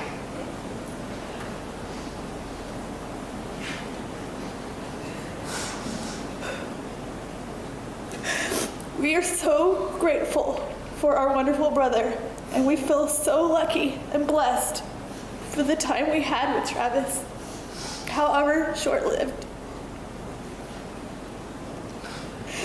We would give anything to have him back. Anything. Thank you. The right thing, the difficult thing in this case, because it's never easy, her duty, the difficult thing to do under these circumstances, the only thing that you can do based on the mitigating circumstances and their lack of, is to return a verdict of death. The simple question that's before you is, do you kill her? That's the question. What? She has done something very bad. She did. And you have convicted her for that. You have told her that she is guilty of first-degree murder for that. But the question is now, do you kill her? State of Arizona versus Jodi Ann Arias, sentencing verdict. Bro, what is that, a throw, dude? Yo, they're literally... I know it's a death penalty case, but still, she's just like... It's like, come on, are you gonna fucking murder my client or what, dude? We, the jury, duly impaneled and sworn in the above entitled action, upon our oaths, unanimously find, having considered all of the facts and circumstances, that the defendant should be sentenced. No unanimous agreement. Signed, foreperson. Is this your true verdict, so say you want to know? Yes. It is ordered. The defendant shall be incarcerated in the Department of Corrections for the rest of her natural life with no possibility of parole. Jodi Arias is currently housed at the Arizona State Prison Complex. She maintains her innocence to this day.